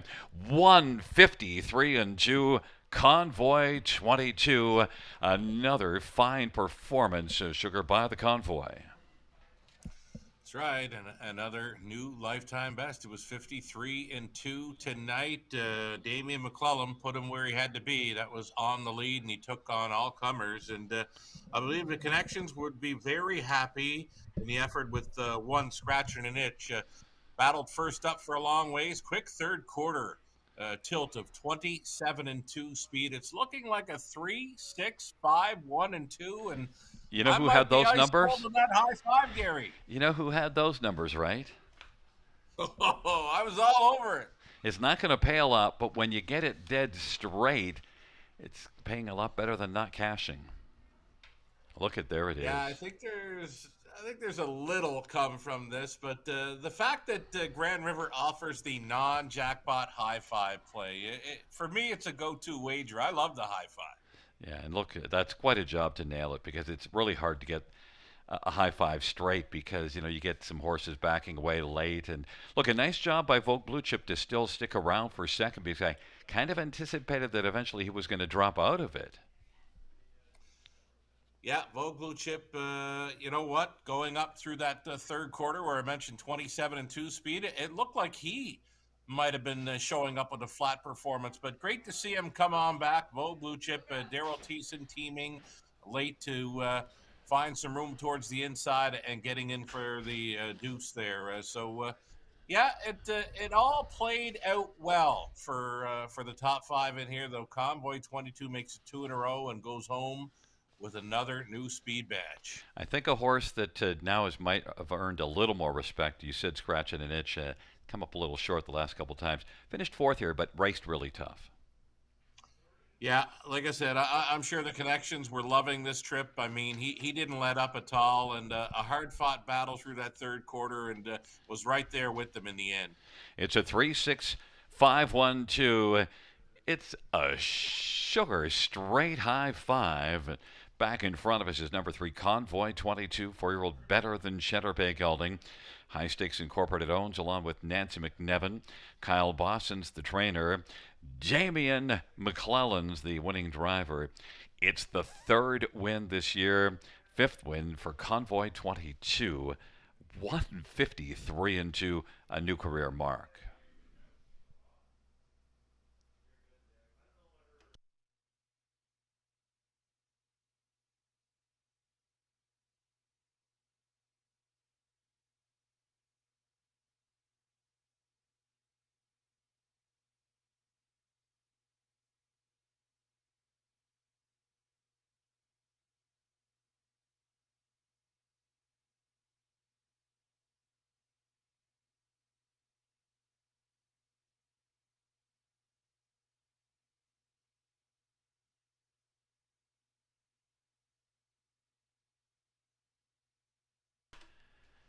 The fifth race, number 3 Convoy 22, 510, 330, 250. 6 Vogue Blue Chip 523, 45. Larjon Levi 330. $2 Exactor 2010. Dollar Try 45.15. Dollar High Five 310.50. 20-cent High Five 62.10. 20-cent Pick 3 478. 20-cent Pick 4 698. And the dollar Pick 5 172.10.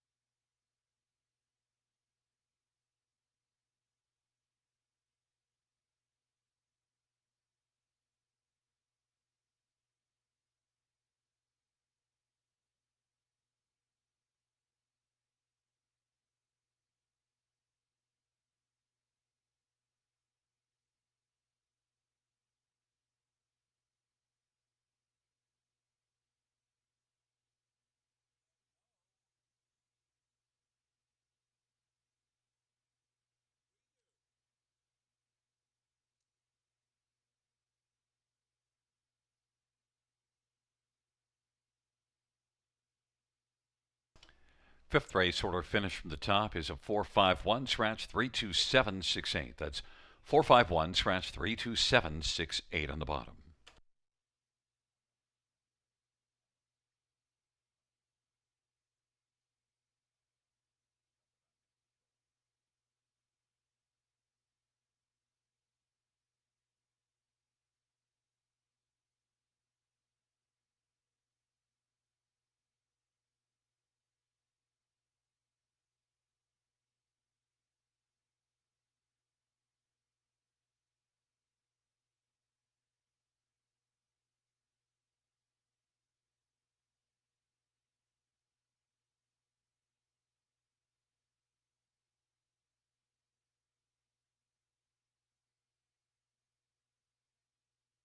Him.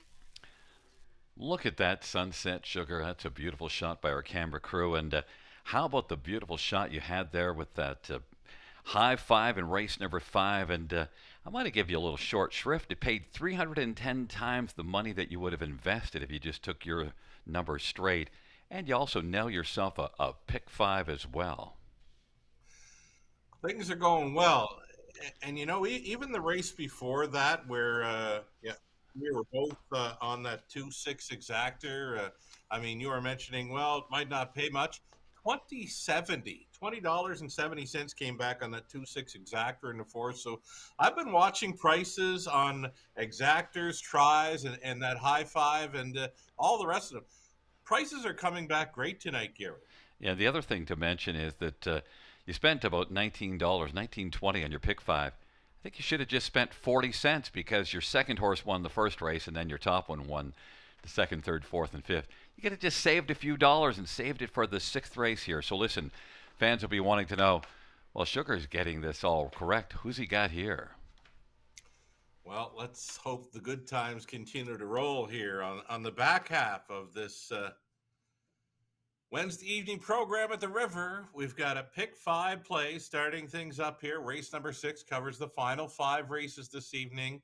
The opening leg, I'm on the 2, Carson's Buck and Go, making the second career start. I liked him in his debut, finishing a strong 4th, home in 28-2. We'll also include the 3, All Bets on Gary. First time ever on a 5/8 track. This is a really nice colt, son of All Bets Off, folks. And number 6, don't play with fire. I might have had this one. I might have had the 4 as well. But anyway, we'll keep with the 6. Over into race number 7, the 3, Harbor Light Jimmy, and the 5, All-Star Bruiser. Now, the 5, All-Star Bruiser was the beaten favorite last time out. He made a break at the start, then battled first up for a long ways and faded late. But looking for the 5, All-Star Bruiser, to have a big bounce-back effort this evening and hope for a bit of a price. He's pretty good price on the morning line. I made that one of my value plays on this evening's card. We're 4 deep in race 8, 4 deep in the 9th. If we can make it on to race number 10, it's all going to hinge on my single, number 4, Carson's Gouda. Rode the pocket last time out to finish second best. I think Carson's Gouda, she could go all the way this evening in the finale to close out this late pick 5. I'm in for around $19 and change on the 20-cent wager. And Sugar, I'm looking at the ticket that you gave me, and you did use Stonebridge Alien in the 6th race, so your picks there are actually the 2, 3, and 4. Okay, yeah, we'll go with that then. 2, 3, and 4 for me, opening leg of this late pick 5. We're about 3 minutes away. Do you have a ticket, Gary? Well, yes, I do. You know, what the heck, why not? And look, there's your ticket again. It was mentioned $18.80. And, I always spend a little bit less, so I went a little bit lighter. And I did use Stonebridge Alien along with Carson's Buck and Go. Race number is 7. I'm in with just the 3, Harbor Light Jimmy, and 9, Boyd Bay. Race number 8, scratched out of the 2 and 3 there, but that didn't bother me. And that's a race you had to take a bunch, so I'm with you. I took the same 4 that you have. Okay. I always like to put the numbers you see. If you want to go a little shorter ticket, you know which ones to lop off on the end. But I like Stonebridge Drama on top there. Race number 9, it's I have Ladies from Hell along with Better Not Mock Me and Charmbro Stormy, and then We both went to Carson's Gouda in that final leg because I think Carson's Gouda just kind of stands out. I wanted to go Grand Circuit, but boy, the form just is not there. But I know that it's Travis Cullen, Jody Cullen, and that it's just tough to leave them out. I like Louis in the finale, though. Louis had a big night, Camelot Classic night. He got one of their trotters home and cooled in a London Classic yearling sale series final. So it was great to see. So Louis got a big shot to take the finale with that single number 4, Carson's Gouda. Well, there's our pick 5 tickets, and we're going to have a post break coming up, and then you'll be back to give us another straight top 4 here in the 6th race. I'm counting on you. And there's a look at Conley's ticket, $4.80. Conley going even a little lighter, and in the 7th race, he's all alone with Boyd Bay.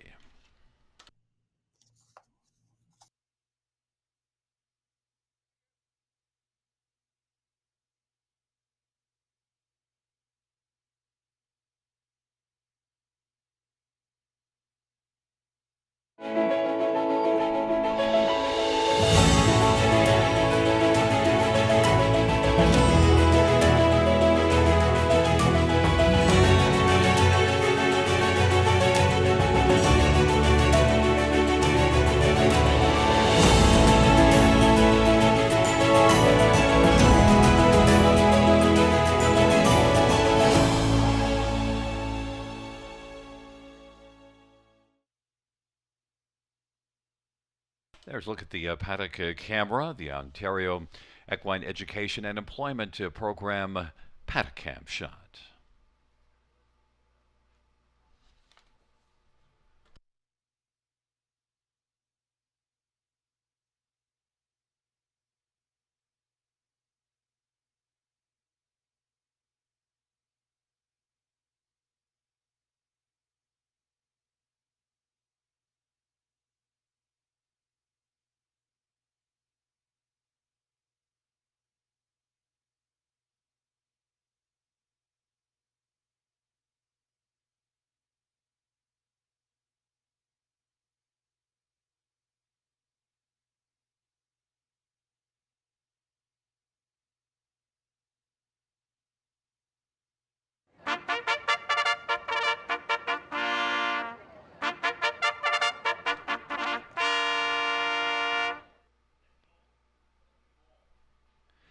Field 4, race number 6 on the Omega Alpha Pharmaceuticals Parade, and it's one sister control, Gaston Dumont, driving, training, and owning.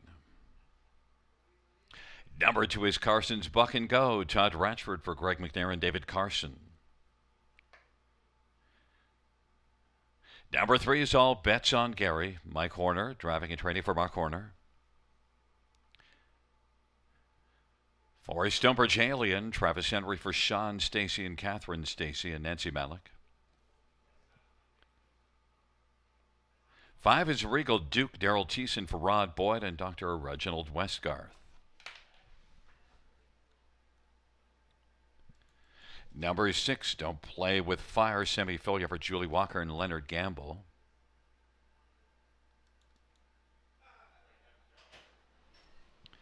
And number 7 is Big Bad Jackson, Scott Quilliver, Ken Oliver.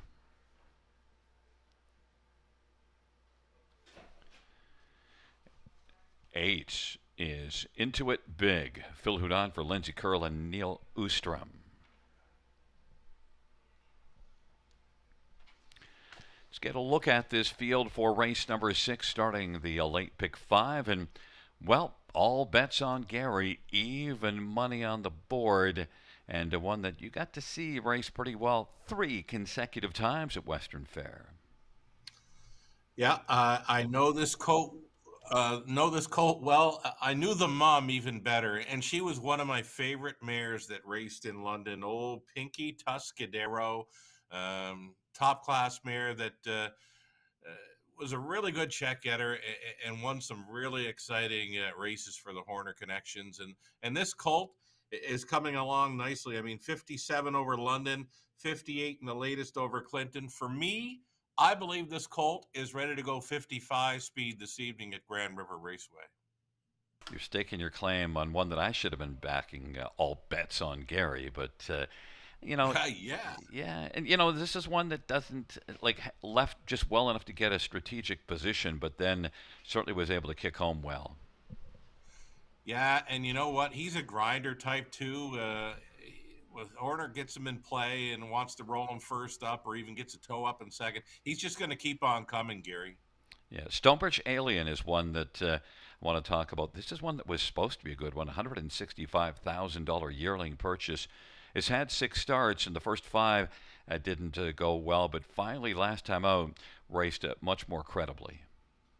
Sometimes you just got to wait on them, right? He's a brother to Stonebridge Helios, and close to a $1 million winner there, old Stonebridge Helios. So Stonebridge Alien has taken some time, the son of Shadow Play, but a nice third in the latest to hit the board for the first time in his young career, and going in the right direction, we'll say. Number 4, Stonebridge Alien, and the price, 10-1 currently. Yeah, and he flashed some gate speed last time out, which he didn't in the previous start at Flamborough. It went to the front last race and still stuck around for a third. 28-2 final quarter, so after that opening quarter, still was able to keep on going.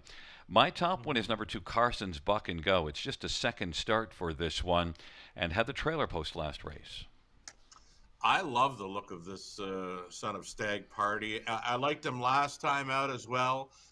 I believe he closed up well. And I remember, and I don't know if you do as well, Gary, this horse kind of veered very wide when turning for home, just a little bit green through the stretch, but he still managed to come home in 28-2. If he stays a little straighter and has learned a thing or two from his career debut, look for him to be in the hunt. The price is right, 9-2. Yeah, and the other thing is measuring stick. Super Puncher, the winner of that race, came back to win, so that's certainly a good measuring stick also.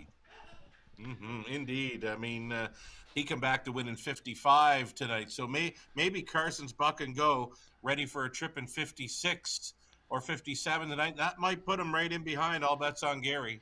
Into It Big is one we could have used maybe in the top 3. It's Lindsay Kerr, but it is post 8. Yeah, if he wants to get him situated up close, Phil Hudon is going to use something to get him there. But you look to his left, there's not a whole lot of gate speed. So I could see him sitting up there in the top 3 or 4 early. Well, I've always been a fan of the Lindsay Kerr barn, and look at 368 training average this year as well. Phil the Thrill driving. It's Sister Control, Carson's Buck and Go, and All Bets on Gary on the inside. In the center, Stonebridge Alien and Regal Duke to the outside. Don't Play with Fire, Big Bad Jackson, and Into It Big. Field of 8, the 6th dash on a wonderful Wednesday. We are gathered at the river. Field for the 6th race.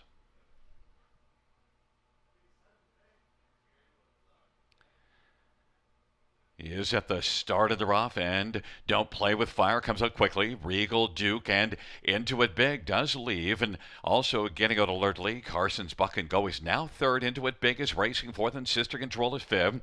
Then it is Stonebridge Alien. All Bets on Gary, and Big Bat Jackson is trailing the field. Don't Play with Fire at 7-1 has the lead. Long Shot Regal Duke at 50-1 is right there filling the pocket 2nd, and Carson's Buck and Go is currently going from 3rd in front of Sister Control, and still working on the outside is Into It Big as they work their way off the turn of the field, comes on towards us, and then back further on the outside. Stonebridge Alien in front of All Bets on Gary, and Big Bad Jackson's trailing off a 27-1 opening quarter. They head their way up towards the half, and Don't Play with Fire has the lead for Sammy Filion, and being watched still by Long Shot Regal Duke, who's right close in the pocket as they work their way into the backstretch. Carson's Buck and Go 3rd. Into It Big on the outside is trying to get into the top 3. Into It Big is moving and has taken over 3rd. Carson's Buck and Go is 4th on the inside. Then Stonebridge Alien and Sister Control, and then further back to All Bets on Gary and Big Bad Jackson of a half of 57-3. They head on to 3/4. Don't Play with Fire, and now may have to play with Into It Big. Don't Play with Fire. Into It Big is making a big move and is come on now to just be ahead off the lead. 3/4, 126-3. Carson's Buck and Co. is also now forging forward, and then Regal Duke on the inside is still in the top four. All Bets on Gary has a lot left and is out wide, but has a lot of ground to make up. It is coming hard. On down the stretch drive they come, and Don't Play with Fire. Here comes All Bets on Gary, throwing up the inside. Regal Duke. All Bets on Gary rolls on by to win it. Into It Big was second. Carson's Buck and Go and Big Bad Jackson 156-3. All Bets on Gary. Gary didn't bet on All Bets on Gary, but Sugar did. Oh boy, I love that colt, and you know what?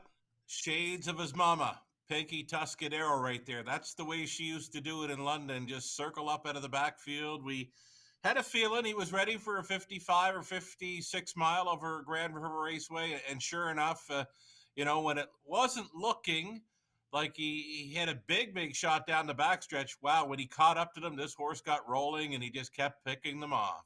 Yeah, and I love the way that you can make up ground from the top of the stretch home. Like he came from a piece out of it. You know what? We don't see that often at the river. You mentioned front end speed was good on Monday evening.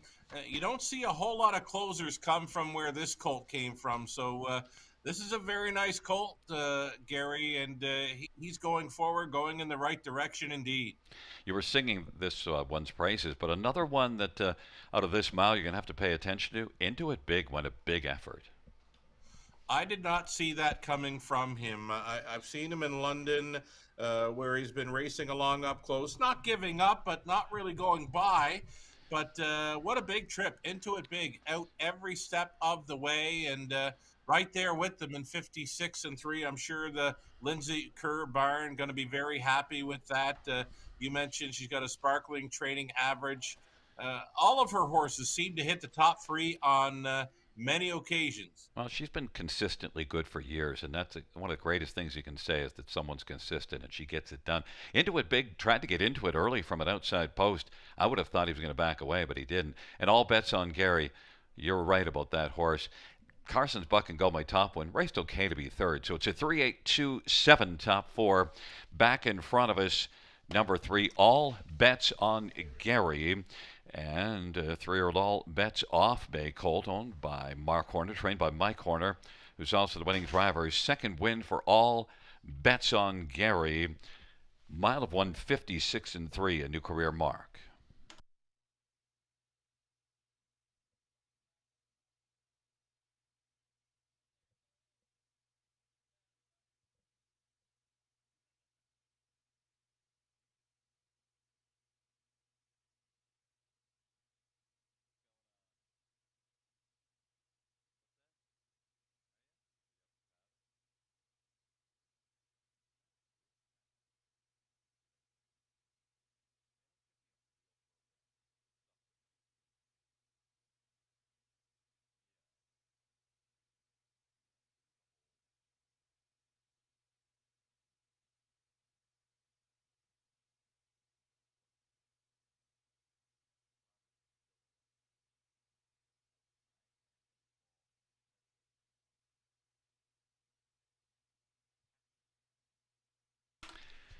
Sixth race, payouts 3 All Bets on Gary, 372, 32-10.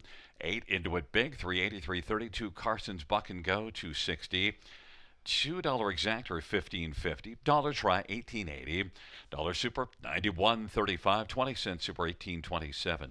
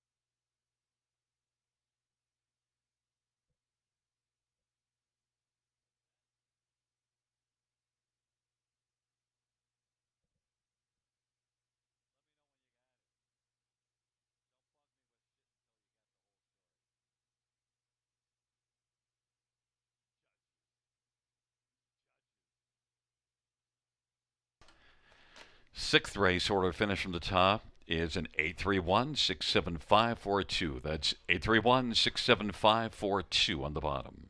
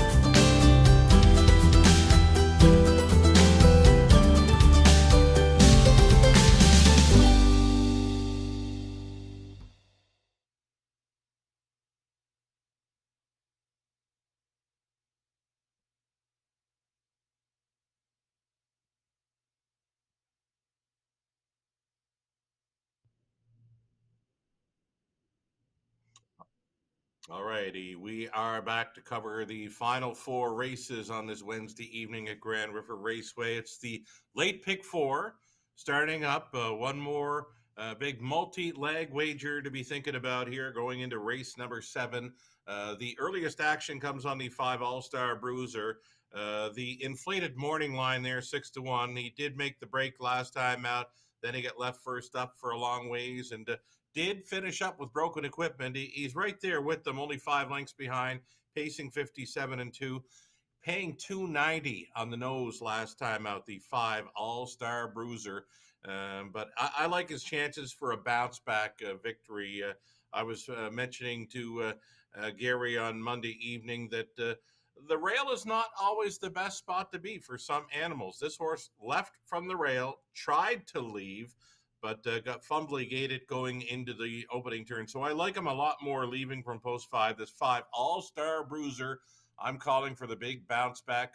I could see him in victory lane here. Also including number 3, Harbor Light Jimmy, who did get the best of All-Star Bruiser last time out, winning in 56-1. New life best, the maiden score for Harbor Light Jimmy, Damian McClellan last time. So for me, it's 3 and 5 starting up the pick 4 play. We're going to go deepest of all, races 8 and 9 throughout this sequence. Golden Leader, Stonebridge Drama, Big Nipper, Land of Paradise in the 8th. 9th race, we're on the odd numbers in that top class preferred event. Ladies from Hell, Charmbo Stormy, Better Not Mock Me, and Faded Fire. And on the end of it, we're going to stay on the single, Carson's Good. If we make it to race 10, we need her to show up and single up in our finale to complete this late pick 4. There's a ticket, I believe, for Gary Guy we'll get a look at as well. And Gary's ticket, here it is. Race number 7. He's on the 3 and 9. Harbor Light Jimmy, nose on gate, and from the treading spot, number 9, Boyd Bay, second best in the latest over Clinton. Now this horse is going to fly under the radar here. Gary including number 9, Boyd Bay, in this opening leg of the pick 4 right now. The big value at 7-1. Gary going 4 deep in race number 8, cutting it back to the 1, 5, and 3 in the 9th race. Again, it's the top class preferred pacing event for mares in race number 9. And Gary stays on the single, Carson's Gooda on the end. His 20-cent ticket only $4.80 to play along with the one and only Gary Guy. One more ticket. Connolly Ecclestone is with us tonight, supplying multi-leg ticket ideas. He's going to single up from the trailing spot, Boyd Bay, here in the 7th. So what do Connolly and Gary see in the 9 that I'm not seeing? I'm not quite sure, but maybe we'll find out in about 3 or 4 minutes. 8th race for Connolly. It's the 4 and 6. Then he's on the 1 and 5. Ladies from Hell, Better Not Mock Me in the 9th. On the end of it, he went outside the Grand Circuit, an early bird special, just $240 to play along with Connolly in his late pick 4. A little over a minute to post time here, and we'll see them on post parade shortly. The next voice you'll hear is Gary Guy.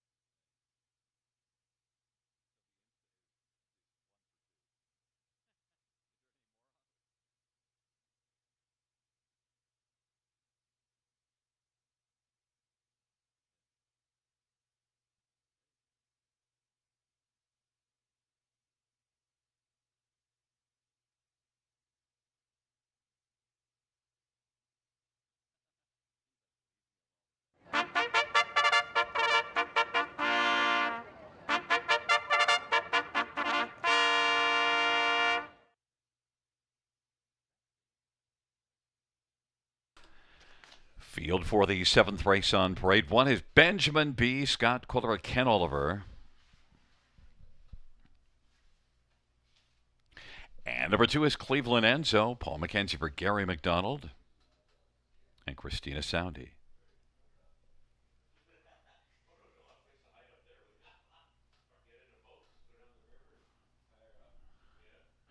Four is Happy Play, Rob Jenkins Jr. for Jack Darling.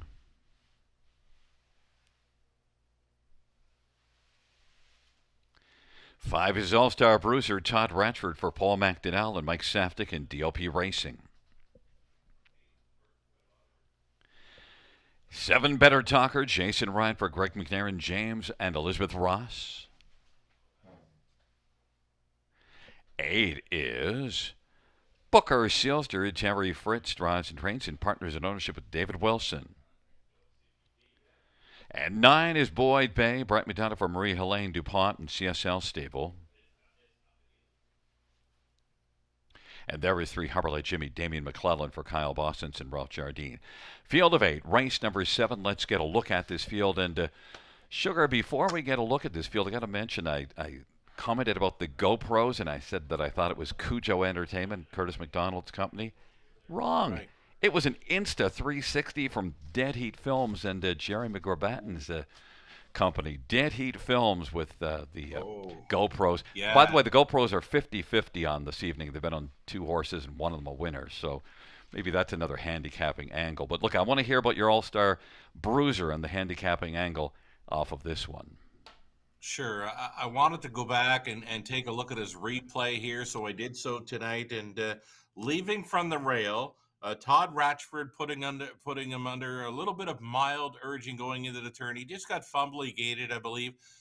There's not a whole lot of gate speed. Actually, the only true gate speed in this race, Gary, is the 9, and it's leaving from the trailing spot. Boyd Bay, no shot of making front early from that back tier spot. So I think Todd's just going to float this 5 All-Star Bruiser on out of there and maybe take control or at least get him seated up close. You got to keep him flat, though. He needs that clean line. Following up on that break is a heavy favorite. If you can get anything close to the 6-5 or even maybe drifting up to 9-5 or 2-1, I'd be all over this horse. I love his chances to start up the pick 4. This is one that even with that early break last time out is getting heavily betted, 7-5. My top one is 3 Harbor Light Jimmy. Of course, won pretty handily. I was impressed last time out. That's the only win in 15 starts, though. Yeah, I kind of liked him last time out when he flashed that 28 speed on the end of his London mile on May 27th. So he come back to break the maiden, 156-1. But again, Gary, not a whole lot of gate speed from anything on the car here. The big speed early happens to be the 9 from the trailing spot. I just don't know who's going to be on the lead. I'm hoping It's going to be the 5 All-Star Bruiser. I'm hoping for the big bounce back, but if it doesn't happen, maybe Harbor Light Jimmy comes right back this week. We've seen a number of them doubling up on this evening's card. Yeah, and Boyd Bay would definitely be one that you'd have a strong liking for if he could have his nose on the gate. Yeah, it's very tricky. I mean, I know yourself and Connolly like the chances for this 9. I got him pegged as a top 3 selection, but I'd love him even more, like you said, if his nose was on gate. I just don't see it happening from there. Another one to look at is number 2, Cleveland Enzo. Just the 5th start of the year, and is one that also took a bit of time off, raced in January, a couple of starts, and then missed some time. So this would just be the 3rd start back off of a couple of thirds. Cleveland Enzo is one that is supposed to be a decent horse, $45,000 yearling purchase. Now is a 4-year-old, though. Paul McKenzie gets along fine with him. He has been 3rd in each of his last 2, both at London and here at Grand River Raceway. If I had a comment on him, I'd just be saying maybe best of the rest. 24-1 shot. Yeah, and last time out he was 84-1, and that 3rd he's climbed up to 25-1 now. But look, when you got 3-2 on the board, it does pump up some of the other odds. I do think that Cleveland Enzo, I like that you used this one. I used a Better Talker just towards the bottom, along with Happy Place. We had a different opinion in this race completely, especially on top. I did not have All-Star Bruiser, and I went with Harbor Light Jimmy. So we're going to see how it goes. But you know what? You've been the hot opinion tonight. You're running with a 6-race win streak. We'll see if we can, or 5-race win streak, all the way from the 2nd to the 6th, though. Looking to make it 6 in a row here. Taking up their positions, Benjamin B. and Cleveland Enzo, Harbor Light Jimmy in the center, Happy Play All-Star Bruiser to the outside, Better Talker, Booker Sealster, and the 2nd tier, Boyd Bay.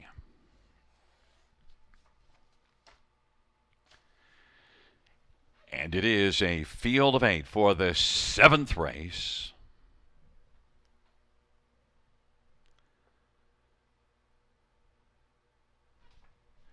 Field for the 7th race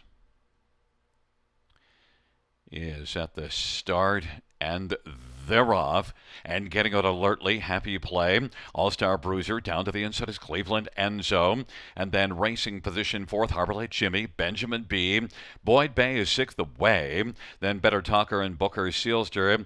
Right now, Cleveland Enzo with inside advantage. Happy Play is playing 2nd. Cleveland Enzo continues in Happy Play on the outside, is still marching on the outside. All-Star Bruiser is watching those two from 3rd as they come off the turn. Harbor Light Jimmy 4, 27-3 opening quarter, and it is Cleveland Enzo. Happy Play now is going to play in the pocket, and All-Star Bruiser is 3rd. Harbor Light Jimmy 4th, and then Benjamin B. and Boyd Bay and Better Talker and Booker Sealster, and the field heads their way on up towards the half, and it is Paul McKenzie and Cleveland Enzo at 35-1, who has a lead of about 2.5 or 3 lengths right now. Happy Play is playing 2nd. All-Star Bruiser is 3rd, and then Benjamin B. Harbor Light Jimmy is still on the inside and is now 4th. Benjamin B. on the outside is currently being 5th. Then Boyd Bay has a lot of work to do in front of Better Talker and Booker Sealster, but Cleveland Enzo, now All-Star Bruiser coming on the outside, is just about a length and a half back from long shot Cleveland Enzo. Cleveland Enzo hasn't thrown in the towel, gets a little rough though, and on the outside All-Star Bruiser, Cleveland Enzo now is going to give way to All-Star Bruiser as Paul McKenzie tries to gather up Cleveland Enzo and keep that one flat, and it is All-Star Bruiser who's now got the lead and kicking in late Harbor Light Jimmy, but with a lot of work to do because All-Star Bruiser has got a lead now, and it is All-Star Bruiser, Harbor Light Jimmy, All-Star Bruiser is going to win, and then Harbor Light Jimmy, and then finishing 3rd, Better Talker and Happy Play. Mile of 156-3, and the 7th race. Well, the win streak keeps going, Sugar. All-Star Bruiser. Yeah, he was all right. You know what? Todd Ratchford in the driver's seat never overdrove him 1 ounce at any point in the mile. We were looking for him just to float on out of there, which he did. And then even when he moved him around the half mile, This horse was under zero urging through that final half and won quite easy. We were looking for the big bounce back, and that's exactly what he offered up tonight. Yeah, and he showed that 27 and 4 quarter in the third panel last time out. He shows that he's got that speed, but Todd knew he had Mm-hmm. enough horse. There is the 3 Harbor Light Jimmy, who at least came out of it to pick up second. So you did. Again, you have the exactor there, 5 and 3. It's been a really hot night of handicapping. All Star Bruiser, your sixth consecutive winner. That's the first win for All Star Bruiser lifetime, and certainly looked good in victory. Yeah, nice to get that maiden mark for trainer Paul McDonnell, relative Todd Ratchford in the driver's seat. One that caught my eye finishing up, you might have caught him as well, finishing third there, number 7, Better Talker. Much better line for that one after showing equipment break and then another break in the latest. Better Talker put a big, big circle around that one for next time. He was 50 to 1 and closing like a freight train. And I mentioned that I liked I used on my ticket 3947. So you gave the Yes. people the top two, and I gave them the bottom two. You were right there.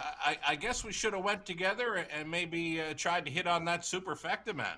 It will be a decent when you get 50 to 1. Now, All Star Bruiser at 7 to Oh, 5. But you still have the win streak alive at 6. We'll see how it carries on into the next dash. Coming back in front of us is 5 All Star Bruiser. 3-year-old Believe in Bruiser Bay Gelding up on Michael Saftik and DOP Racing. Paul McDonnell is the trainer. Todd Ratchford, the winning driver. And it is All Star Bruiser's first career win. Mile of 156 and 3.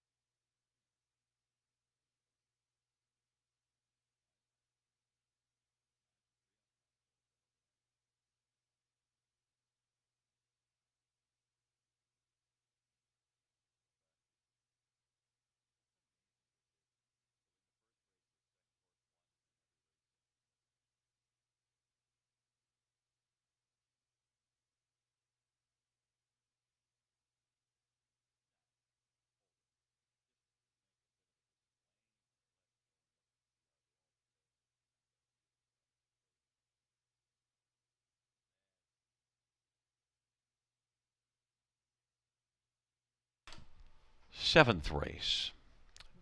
Payouts 5 All Star Bruiser, 490, 250, 240. 3 Harbor Light Jimmy, 330, 277. Better Talker, 640. $2 exact or 1150. Dollar try, 111.20. Dollar super, 537.25. 20-cent super, 107.45.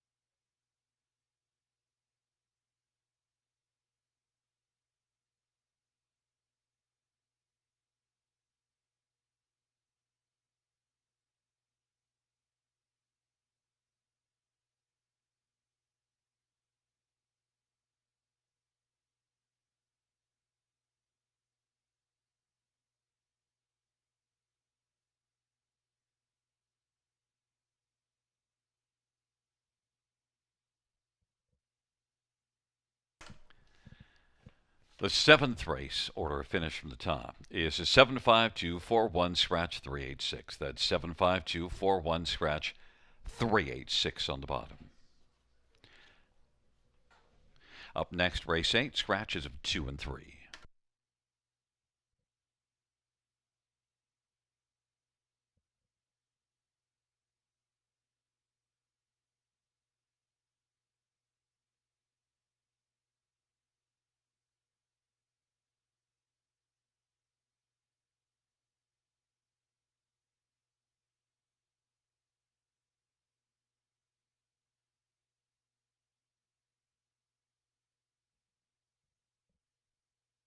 Fans note in race number 10, number 3, MVP Kamala, Austin Sori to drive. Race 10, 3, MVP Kamala, Austin Sori.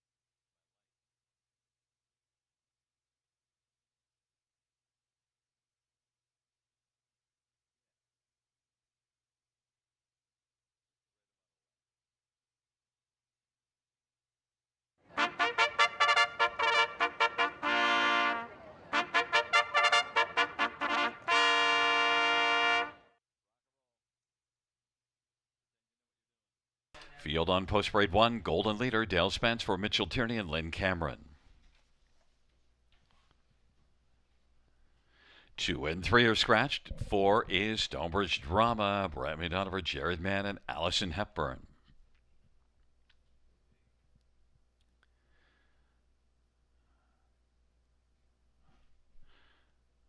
Number 5 is Milieu Fromage, Todd Ratchford for Harry Martin.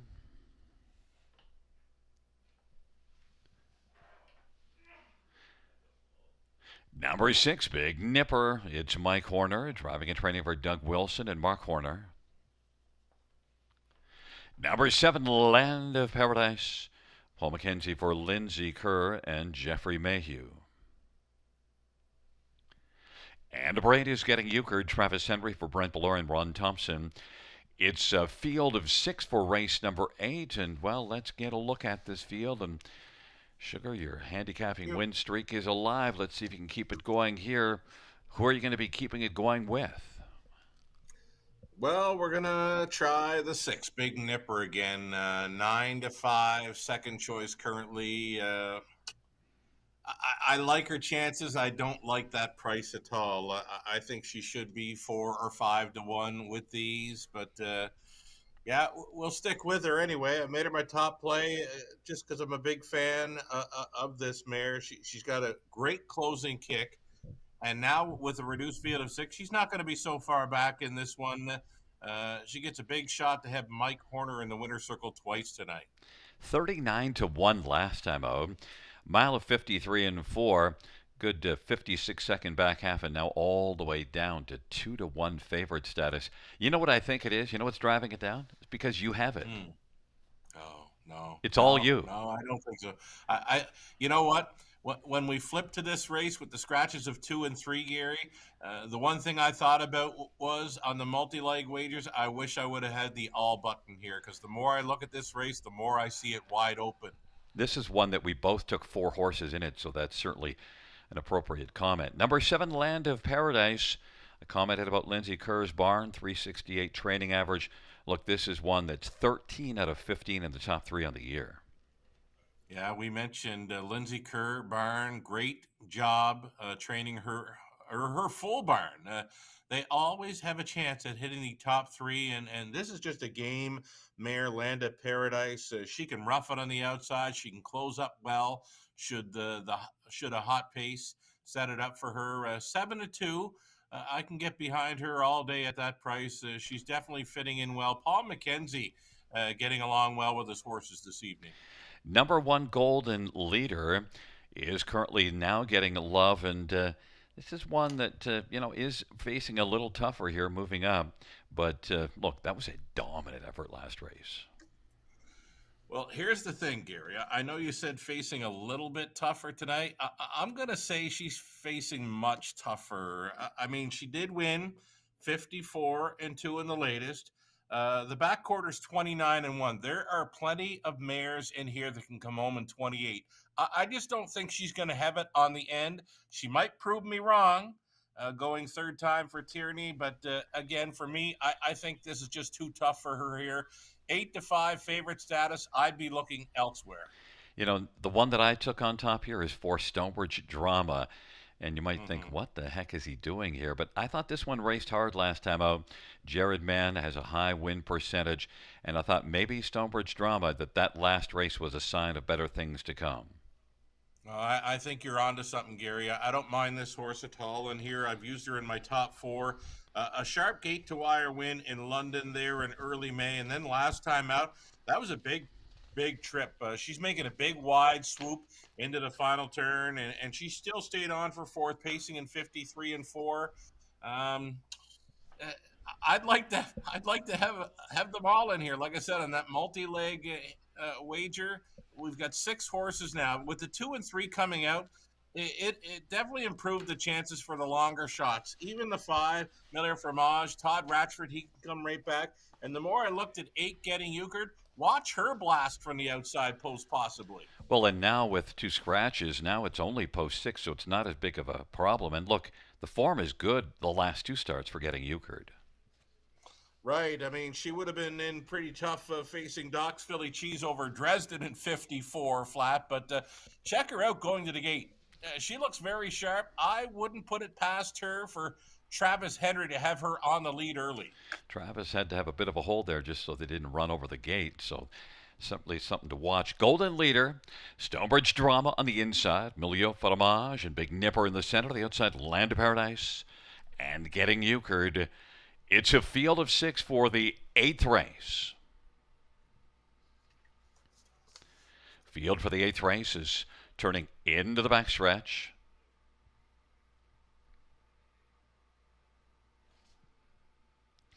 The 8th race fillies and mares are all in position.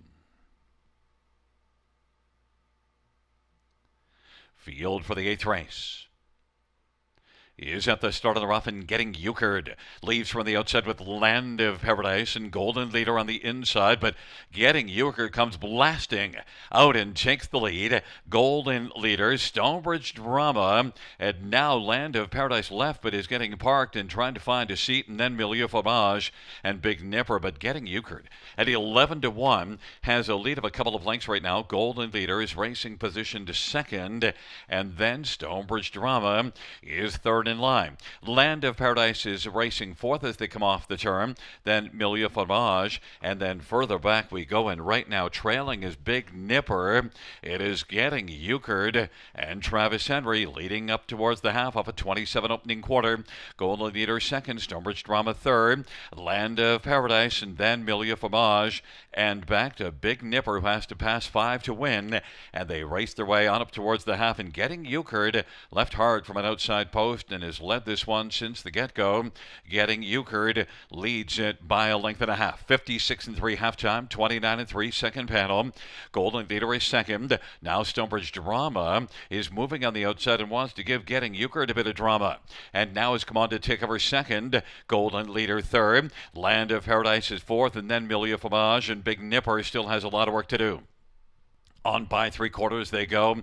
Getting Euchred and Stonebridge Drama. 3/4, 124-4. Getting Euchred, Stonebridge Drama is getting a little bit closer, but Getting Euchred hasn't thrown in the towel. Getting Euchred and Stonebridge Drama. Golden Leader is going to need some racing room. Land of Paradise, Big Nipper on the outside as they come on down the stretch. Driving Milieu Fromage, and they're fanned out, and on down the lane they come. Stonebridge Drama. Stonebridge Drama, Getting Euchred, Golden Leader.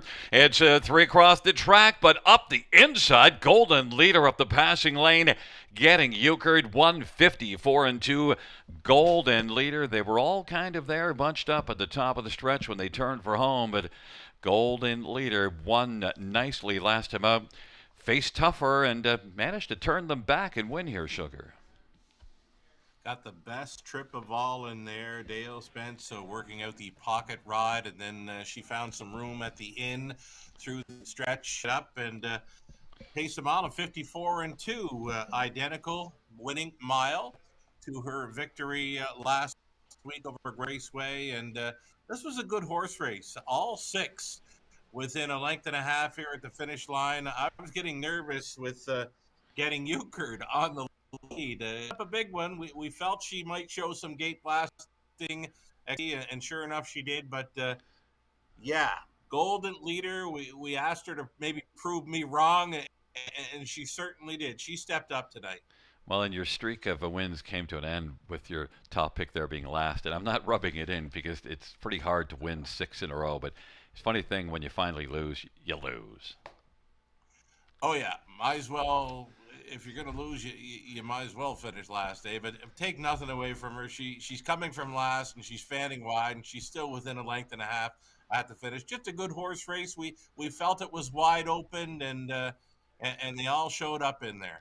And Golden Leader is one that was a good earner last year, and that last race maybe was signed, so maybe Golden Leader is going to be stepping up and facing tougher. But boy, we want to watch Getting Euchred next time out if this one draws inside, because used a lot of energy and still stuck around pretty nicely at 11-1. Yeah, it was a nice move off the wings, and didn't really take a breather anywhere. 27, 56-3, 124-4, and just missing by a nose, or maybe it was a head. It was awfully close. Well, Golden Leader victorious, 1-8-4-7, the top 4. Back in front of us is Golden Leader, victorious in race 8, and is an 8-year-old Big Jim Black, Merrill by Lynn Cameron of St. John, New Brunswick. Mitchell Tierney, the trainer. Dale Spence, victorious, 3rd win on the season. 27th lifetime for Golden Leader.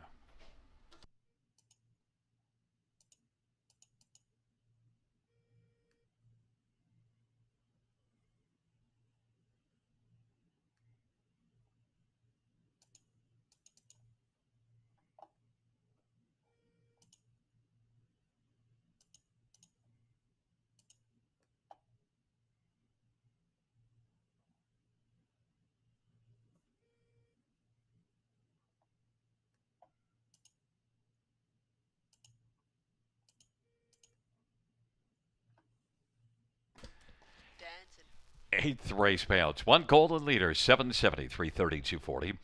Eight getting Euchred, $7 and $4. And four Stumpage Drama, $2.80. $2 exactor is $68.80. Dollar try, $245.40. We had a dollar super, $603.45. 20-cent super, $120.69.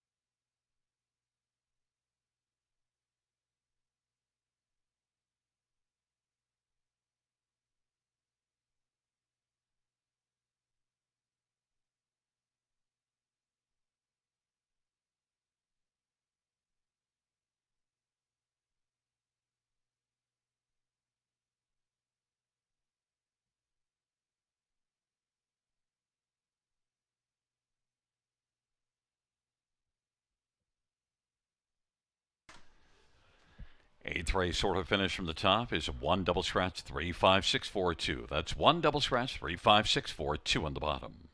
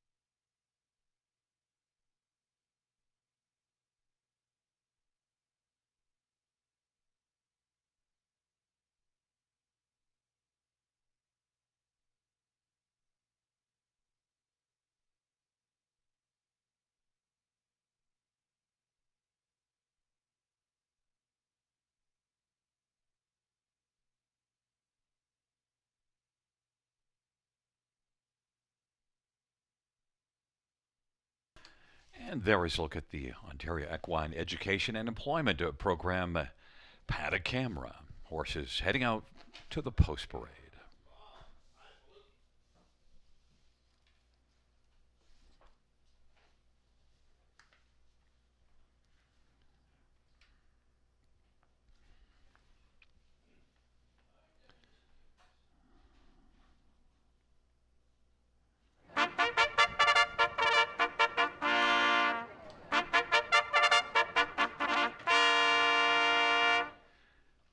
Field on post parade for the ninth race. The Omega Alpha Pharmaceuticals post parade, and one, Ladies from Hell, Garrett Rooney for Mike Sumner and Shay Sumner. Number 2, Cheese Party, Damian McClellan for Kyle Bossons.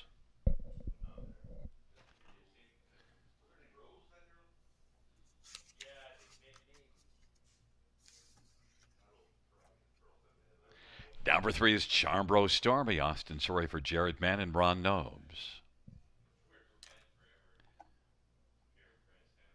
Number 4, Gin is Better, Eddie Hensley for Ashley Hensley.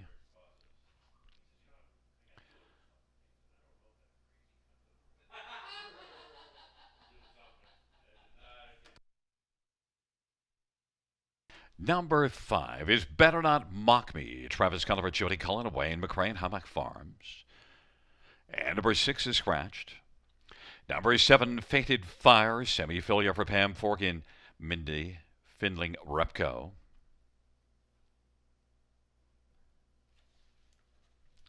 And number 8 is Redland Bethany Jean, Travis Henry for Tyler Moore and Redland Farms. It's a field of 7 for race number 9. Let's get a look at this field, and we'll start with number 5, Better Not Mock Me. Well, raced really well last time out. Your top choice here in the ninth race, Sugar.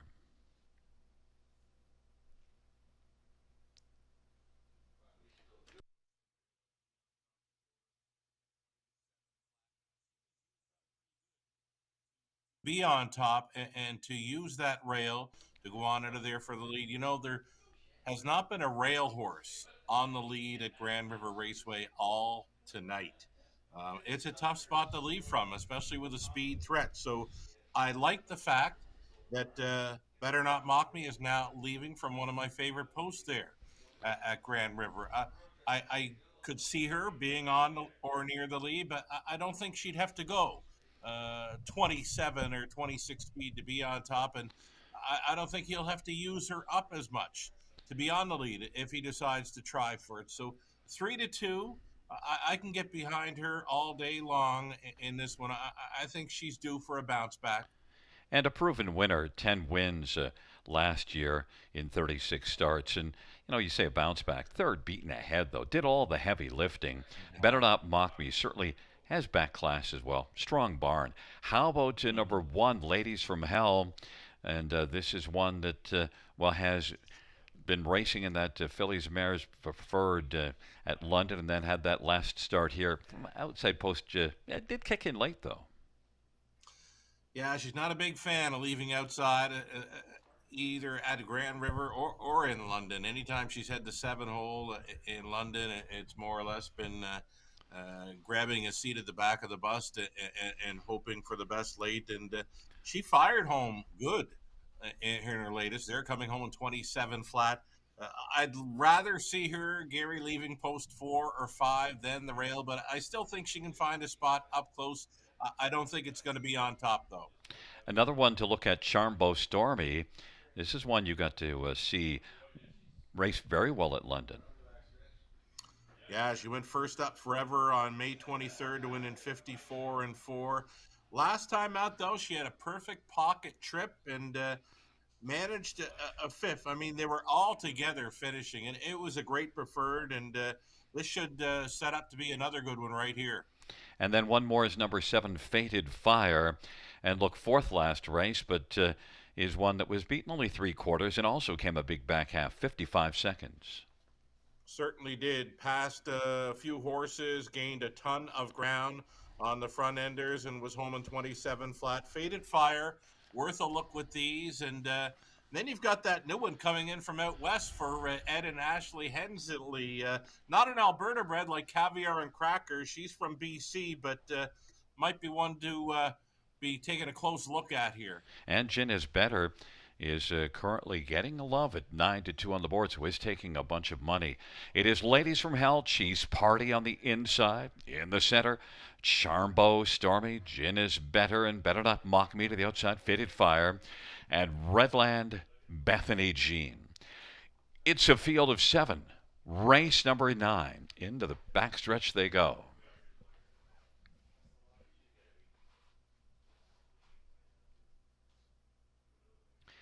Field for the 9th race is at the start of the round, and Ladies from Hell, Charmbo Stormy, Better Not Mock Me, and Redland Bethany Jean. Then it is back to Cheese Party, Gin Is Better, and Fated Fire's trailing the field. Ladies from Hell has the lead as they race up to the opening quarter. Charmbo Stormy second is going to come out right now. Charmbo Stormy challenging Ladies from Hell. Those two duel their way to the opening quarter. Better Not Mock Me's racing third. Redland Bethany Jean is fourth. Charmbo Stormy and Austin Sorry trying to get the jump on Ladies from Hell, but Ladies from Hell has issued the parking ticket to Charmbo Stormy as they battle on past us, and the quarter was lively as well, 26-3. Third is Better Not Mock Me, and fourth is Redland Bethany Jean. But Charmbo Stormy and Ladies from Hell, they are going at it. Ladies from Hell does not want to relent and let Charmbo Stormy go, but Charmbo Stormy leads by half a length, now 3/4, and now is in front of length, half of 53-3. And it is Charmbo Stormy in front of length and a quarter, and now is going to get over the pylons in front of Ladies from Hell, who is rather stubborn but is hanging tough second, and racing position third. Better Not Mock Me. Redland Bethany Jean now from the backfield. Gin Is Better is moving a bit better, and then it is back to Cheese Party and Fated Fire. Charmbo Stormy and Austin Sorry on by 3/4 in 1:22. Charmbo Stormy, Better Not Mock Me is looking to burst onto the scene now and pick up a hard-used Charmbo Stormy. Is still game, though. Charmbo Stormy, Better Not Mock Me, Ladies from Hell. And racing forth is Redland Bethany Jean, but Charmbo Stormy continues to storm. On down the stretch route they come. Charmbo Stormy, Better Not Mock Me. Charmbo Stormy wins Better Not Mock Me. Then it was Redland Bethany Jean and Faded Fire. 151 and 3. Charmbeau Stormy. Well, Austin Sorry might have looked foolish being so stubborn, but when you go on and win in 51 and 3, not so foolish at all. I believe he knew what he was sitting behind tonight to make that move, like the audacity, as Frank Salif might say. 26 and 3 and moving, challenging to a half in 53 and 3, and then stops the clock in 151 and 3. You know, last week they were matching the Mayor's track record, 52 and 1. Well, yeah, right into the record books here with Charmbeau Stormy. Went a big one. I mean, race favorite Better Not Mock Me, coming close to her, but just ran out of time and ran out of racetrack. Yeah, and really, I would have thought at 3/4, I thought Better Not Mock Me was going to catch this one and did not really slow. There's still a comfortable lead when you're deep into the stretch drive. Yeah, I was the same way. I thought, when is Charmbeau Stormy gonna quit? When is she gonna give up? She was used hard. I mean, not many horses you'll see make a move at the quarter mile in 26 and then battle on to the half in 53 and live to tell about it. Charmbeau Stormy just did that. That Yeah. just happened. We do put up some quick miles here, and that's another quick mile. And Austin Sorry back in front of us with the winner of race number 9, 3 Charmbeau Stormy, 7-year-old Sports Rider Bay mare, owned by Ron Nobes, trained by Jared Mann. Austin Sorry with the winning drive, 7th win this year, 23rd lifetime. Charmbeau Stormy.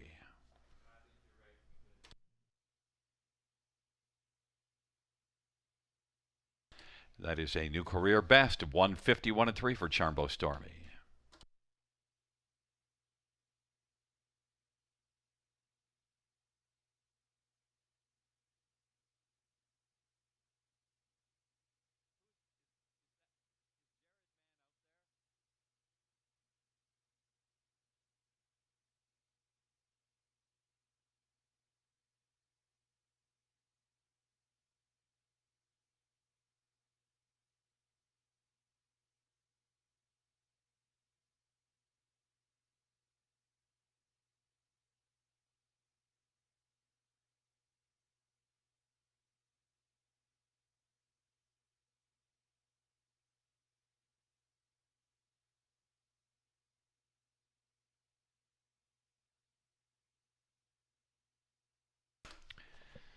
Ninth race payouts, 3 Charmbeau Stormy, 990, 350, 320, 5 Better Not Mock Me, 230, 220. 8 Redland Bethany Jean, 570, $2 exactor, 1750. Dollar Try, 112.50. Dollar Super, 389.45.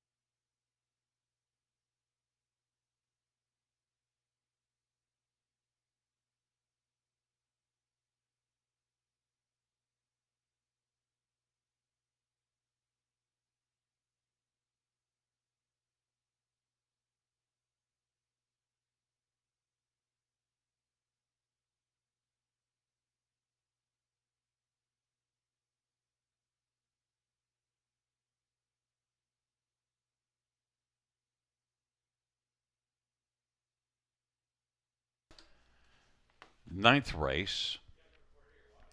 Order of finish from the top is a 6-7-1-5-2 scratch 4-3. That's 6-7-1-5-2 scratch 4-3. Victorious Charmbro Stormy, new track record for an aged mare at Grand River, 151-3.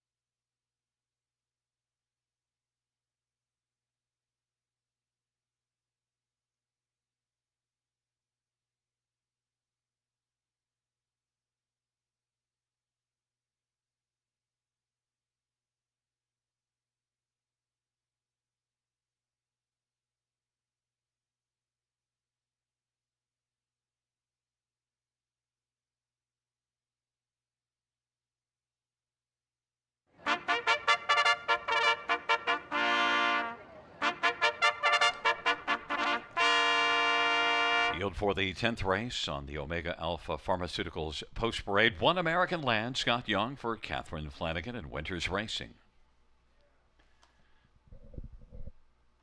And number 2 is Muna, Garrett Rooney for Cassidy Schneider and Colonel Schneider Jr.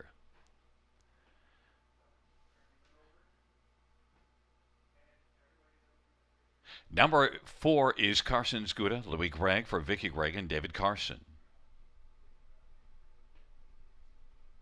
And 5, Mystic Wild Rose, Sammy Filia for Melissa Lamoureux.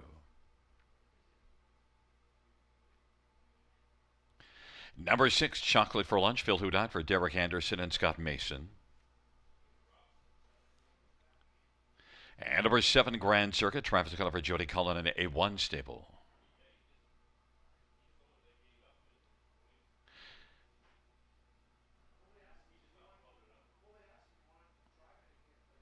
Eight is Early Bird Special, Travis Henry for Lindsey Curran, Jeffrey Mayhew and Rebecca Masters and Derek Romano. Number 9, Shemar's Lady Havoc, Scott Kohler for Sheila Lewis.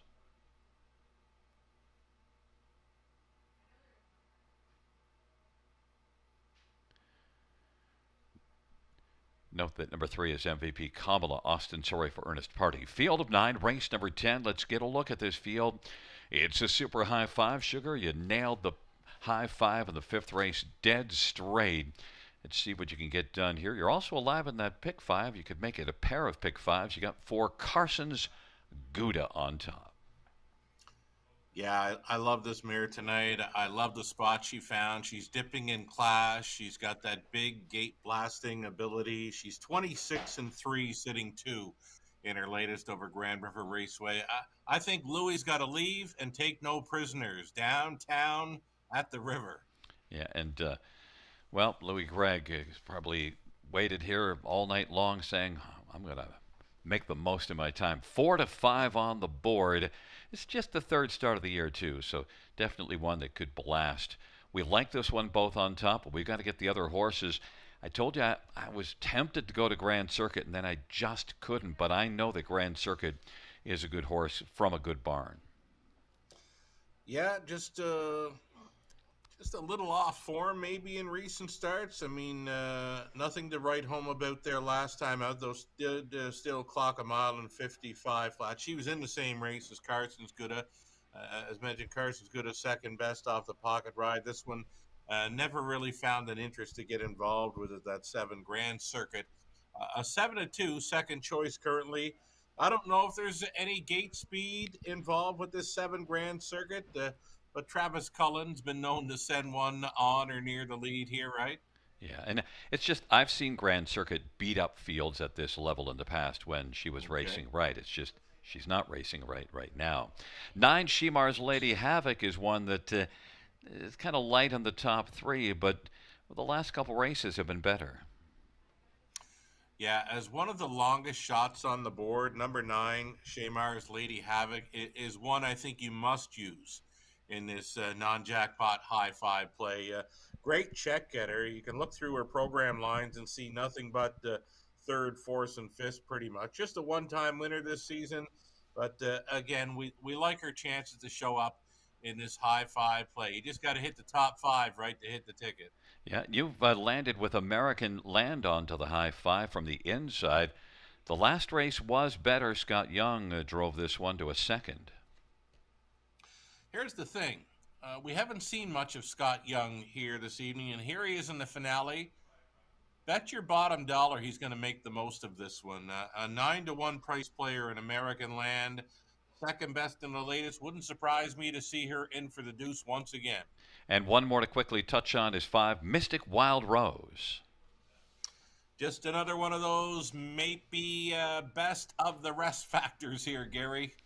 Mystic Wild Rose is one that Sammy Filia, Melissa Lamoureux, solid connection, but only one win in 38. So just got to get the number on to the pick 5 and see if you can have 2 straight pick 5s going.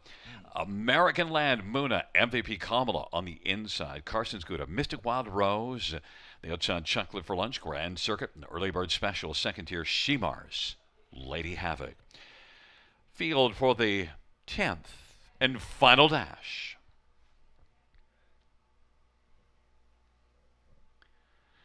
And the field for the 10th race, all in position.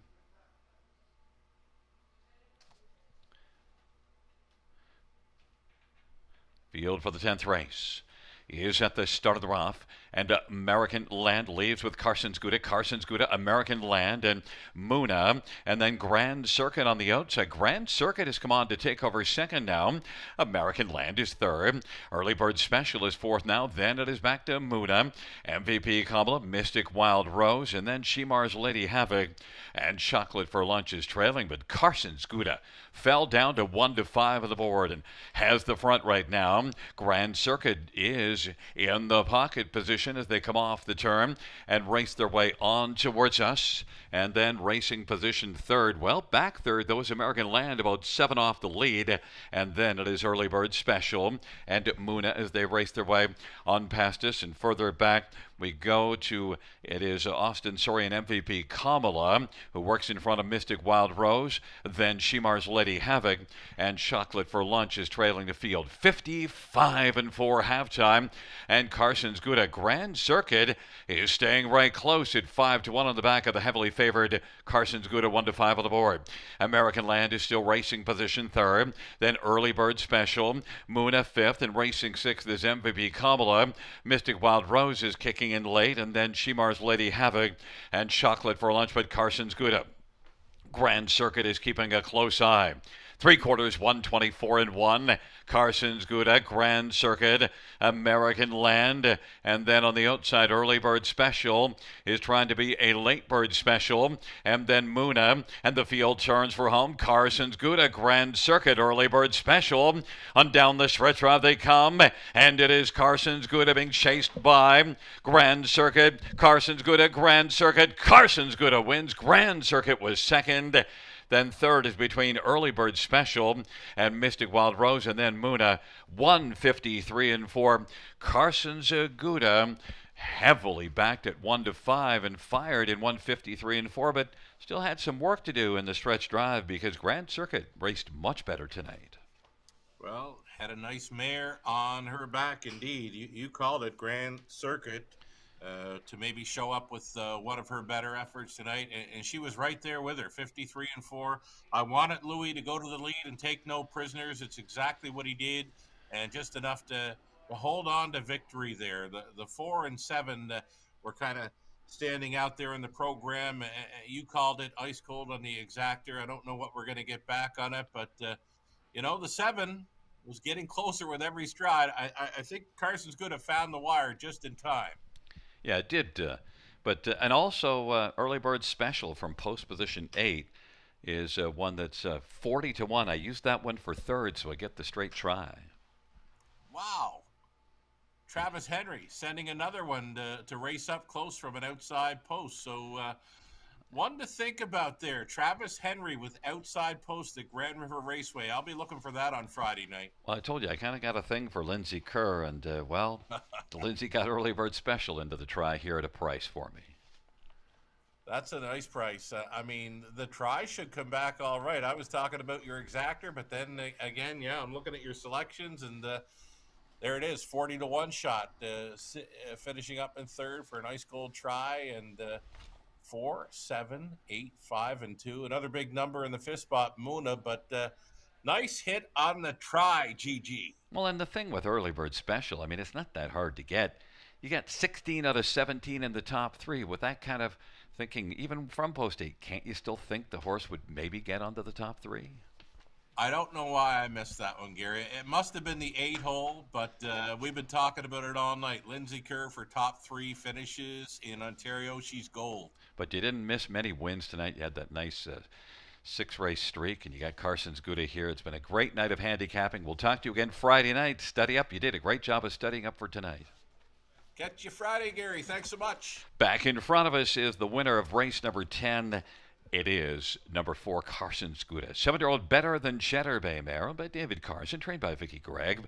Louis Gregg's the winning driver. First win of the year. 19th lifetime for Carson's Gouda. Taking race number 10 in 153-4.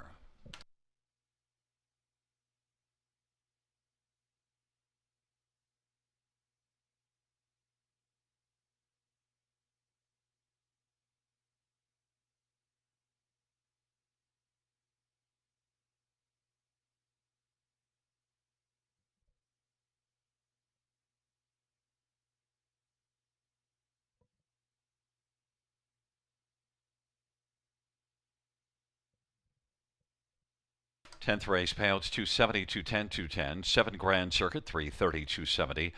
8 early bird special 330. $2 exactor 810. Dollar try 29.30. We had a 20-cent high five of 73.59, $2 double of 13.30, and then a 20-cent pick three of 3.56, and a 20-cent pick four of $6.25.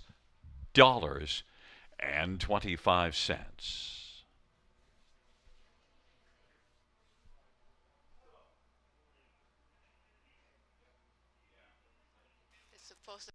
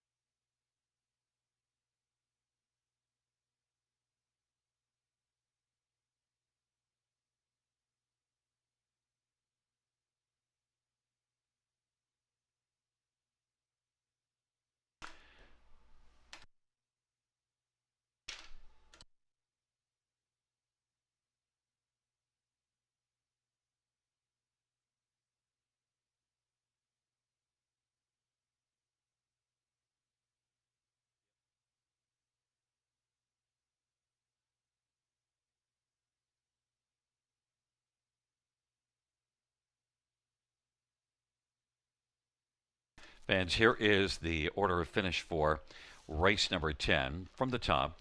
6th place 7, then 591, 482, 3, 7th place 6. Once again from the top down after the placing 759, 1482, 36. Fans, that concludes the live harness racing program for this Wednesday evening. Action resumes on a Friday evening with the first dash of 6:20 p.m. Buenas noches, amigos. Good night, everybody.